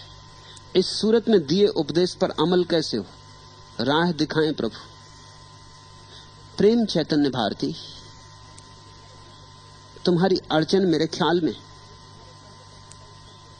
तुम्हारे पहले प्रश्न का उत्तर दे रहा हूं, हालांकि तुमने प्रश्न तो कम से कम 50 पूछ चुके होगे जब से तुम यहां आए हो। तुम्हारे प्रश्नों के इसलिए उत्तर नहीं दिए थे, राह देखता था कि तुम संन्यास्त हो जाओ तो तुम्हारे प्रश्नों के उत्तर दूंगा। तुम्हारे सारे प्रश्नों से कुछ बातें जाहिर हैं। एक, कि तुम जैन धर्म से अत्यधिक प्रभावित हो, इसलिए अमल की बात उठती है। मेरे हाथ में तुम पड़ गए हो, अब यहां अमल की बात ही नहीं। मेरे हिसाब में तो बोध काफी, समझ काफी। सुनो मेरी बात, समझो मेरी बात, उसे चरित्र में उतारना है, यह विचार ही मत करना। अगर बात समझ में आ गई तो चरित्र में उतरेगी ही। तुम एक दिन अचानक पाओगे कि अमल हो रहा है, तुम्हें करना नहीं, लेकिन तुम पर जैन धर्म की छाया है, छाप है। वहां तो हर चीज अमल में लानी, और तो कुछ बोध है नहीं। ध्यान की प्रक्रियाएं तो खो गई, आचरण मात्र रह गया, थोथा। ऐसा करो, ऐसा करो, ऐसा करो। तो तुम्हारे मन में वही सरक रहा है कि सुन तो लिया, जैन मुनि लोगों को समझाते कि देखो हमने जो कहा भूल मत जाना, एक कान से सुना और दूसरे से निकाल मत देना। और मैं तुमसे यही कहता हूं कि मैं तुमसे जो कहता हूं कृपा करके भूल जाना। याद रखने के योग जो है वो याद रहेगा ही, तुम भूलना भी चाहो तो नहीं भूलेगा। और जो भूल जाए वो भूल ही जाना था, वो किसी काम का नहीं था, अभी तुम्हारी समझ का अंग नहीं बना था। कोई परीक्षा थोड़ी देनी, ये कोई स्कूल थोड़ी है कि जो कहा है उसको खूब कंठस्थ कर लो, क्योंकि फिर परीक्षा की कॉपी में वमन कर देना, उत्तीर्ण हो जाना। जीवन कोई इतनी सस्ती बात नहीं है। तो मैं तो कहता हूं सिर्फ सुनो, समझो, पियो, बिल्कुल भूल जाओ, याद रखने की जरूरत ही नहीं। नहीं तो कुछ लोग नोटबुक ले आते, उसमें नोट करते जाते। तुम्हारी नोटबुक बता रही कि तुम्हारी समझ में कुछ नहीं आ रहा। जिसकी समझ में आ रहा, नोटबुक का क्या करेगा? समझ में ही आ गया। और जो बात समझ में आ जाती, शायद उसके शब्द भूल जाएं, लेकिन उसका सार नहीं भूलता। और अगर सार भी भूल जाता हो तो भी मैं ये कहूंगा, और करीब आओ, और गौर से सुनो, और ध्यानपूर्वक डूबो, मगर अमल की तो बात ही मत उठाना। चरित्र के मैं पक्ष में नहीं हूं, बोध के पक्ष में हूं। बोध होता है भीतर, चरित्र होता है बाहर। भीतर की बदलाहट हो जाए तो बाहर की बदलाहट अपने से हो जाती। अंतःकरण बदले तो आचरण अपने आप छाया की तरह बदलता है। लेकिन तुमने उल्टी बातें सुनी। तुम जैन मुनियों के पास बैठते रहे, उठते रहे हो। तुमने एक प्रश्न भी पूछा है कि अब मैं क्या करूंगा, मैं आपका सन्यासी हो गया और मेरा लगाव जैन मुनियों और साध्वियों से, मैं उनकी चरण वंदना को जाऊं या ना जाऊं, तुम्हारी मर्जी। लेकिन तुम द्वंद्व में पड़ोगे, क्योंकि मैं जो कह रहा हूं वो बिल्कुल कुछ और है। वो वही है जो महावीर ने कहा था, और जैन मुनि जो कह रहे हैं वो जितना मेरे विपरीत है उतने ही महावीर के विपरीत है। तुम्हारी मर्जी, जिसकी चरण वंदना करना हो करना, मगर फिर उलझन में पड़ोगे। क्योंकि मैं कह रहा हूं बोध, ध्यान, और वे कह रहे हैं आचरण, चरित्र। मैं कहता हूं न व्रत न उपवास। इसका यह मतलब नहीं है कि मैं व्रत उपवास के विरोध में हूं, लेकिन व्रत की तरह विरोध में हूं। तुम सिगरेट पीते हो, जैन मुनि कहता व्रत ले लो कि अब नहीं पिएंगे। मैं कहता हूं ये जबरदस्ती होगी। सिगरेट पीना छोड़ दोगे, पान चबाने लगोगे, मुंह चलेगा, कहीं ना कहीं चलेगा। और अगर पान भी चबाना बंद करवा देंगे जैन मुनि तो तुम बकवास करने लगोगे, मुंह चलेगा। अब ये बकवास और खतरनाक है। कम से कम सिगरेट पीते थे, धुआं बाहर ले गया, भीतर ले गया, कोई इतना बड़ा नुकसान नहीं था। एक आध साल कम जीते, वैसे तुम्हारे जीने से कौन सा बड़ा लाभ है। जरा जल्दी चले जाते, एक जगह खाली होती। अब तुम और एक साल ज्यादा जियोगे और लोगों की खोपड़ी खा जाओगे। वैज्ञानिक कहते हैं कि सिगरेट, पान, च्यूइंग गम, ये सब बकवास करने वाले आदमी के लक्षण। बकवास करना चाहता, बकवास करने को कोई मिलता नहीं, क्या करे? अकेले ही मुंह चलाए, सिर्फ बिना उसके चलाए तो लोग कहेंगे क्या कर रहे हो, पागल हो? तो च्यूइंग गम रख ली मुंह में, एक बहाना तो है कि हम च्यूइंग गम चबा रहे, हम पान चबा रहे, हम तंबाकू चबा रहे हैं। अब कोई कुछ नहीं कह सकता। मैं तुमसे व्रत लेने को नहीं कहता, मैं तुमसे कहता हूं तुम्हारी समझ में आ जाए कि क्या मूलता कर रहे हो। धुआं भीतर ले गए, बाहर ले गए, ये कोई धुएं का प्राणायाम कर रहे हो? अगर प्राणायाम ही करना तो शुद्ध वायु का ही ठीक है, अब ये धुएं का किस लिए करना? इसका सार क्या है, प्रयोजन क्या है? इससे तो थोड़ी विपස්සना करो, श्वास पर ध्यान रखो, बाहर भीतर उसका आनंद लो, और तुम चकित हो जाओगे कि इतना रस बहता है सिर्फ श्वास को देखने से कि तुम क्या सिगरेट पीने की सोचोगे। व्रत नहीं लेना पड़ेगा, सिगरेट जाएगी। उपवास के भी मैं विपरीत नहीं हूं, लेकिन उपवास कभी हो जाए, मस्ती ऐसी हो कि भोजन याद ही ना आए, ध्यान में डूबे ऐसे कि भोजन भूल ही गया, ऐसा यहां घट जाता है। अभी 4-6 दिन पहले एक सन्यासी ने कहा कि रात को ख्याल आया कि आज भोजन नहीं लिया है, दिन भर ऐसी मस्ती छाई रही। ये उपवास है, ये मस्ती से आया। एक उपवास होता है कि थोप लिया कि अब करना है। उपवास करने वाला एक रात पहले डट के खा लेता, कल उपवास करना है, ठूस लेता जितना ठूस सकता है। ये और हानि हो गई, इससे तो तुम कल ही भोजन करते उतना ही अच्छा था। और फिर जिस दिन उपवास करता है दिन भर भोजन की ही सोचता है, उस दिन परमात्मा की याद नहीं आती। उस दिन बस अन्नम ब्रह्म, अन्न ही ब्रह्म है। और क्या क्या चीजें घूमती हैं मस्तिष्क में, और कैसी कैसी सुगंधें उठती। कहीं भजिए पकने लगते, कहीं हलवे की गंध आने लगती, जहां जाओ वहीं। और सोच रहा है कि कब ये दिन पूरा हो जाए और क्या क्या खाना है इसके बाद। ये उपवास हुआ, ये तो भोजन के से भी विकृत दशा हो गई। भोजन कर लेते तो 2 दफा भोजन कर लेते थे, झंझट मीठी। हर 2 भोजन के बीच 8 घंटे का उपवास तो हो जाता था, अब वो भी नहीं हो रहा। अब चल ही रहा है भोजन, कर ही रहे हैं कल्पना में, रात भी सपने देखोगे कि चल रहा है भोजन।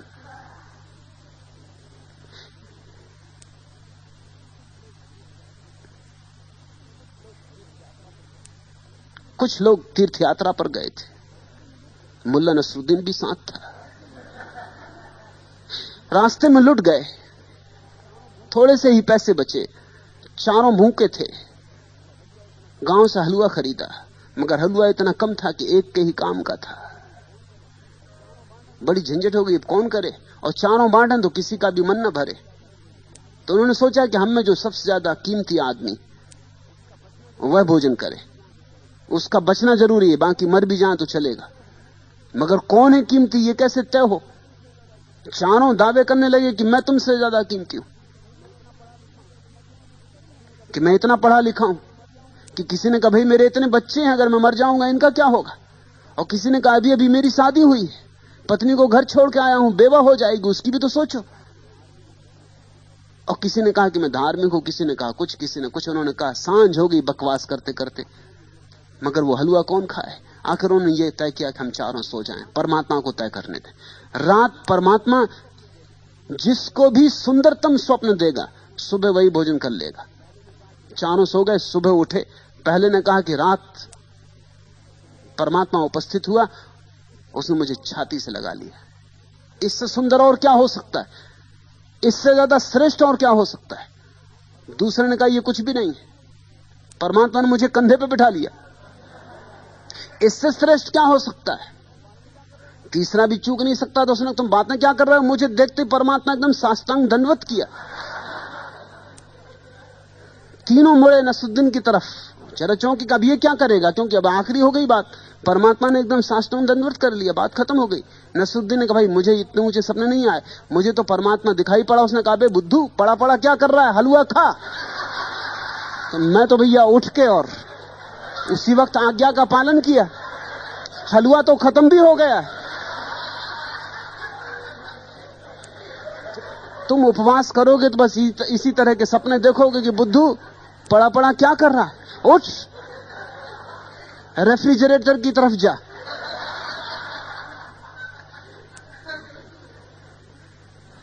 नहीं तो मैं तुमसे उपवास करने को कहता हूं, न व्रत साधने को।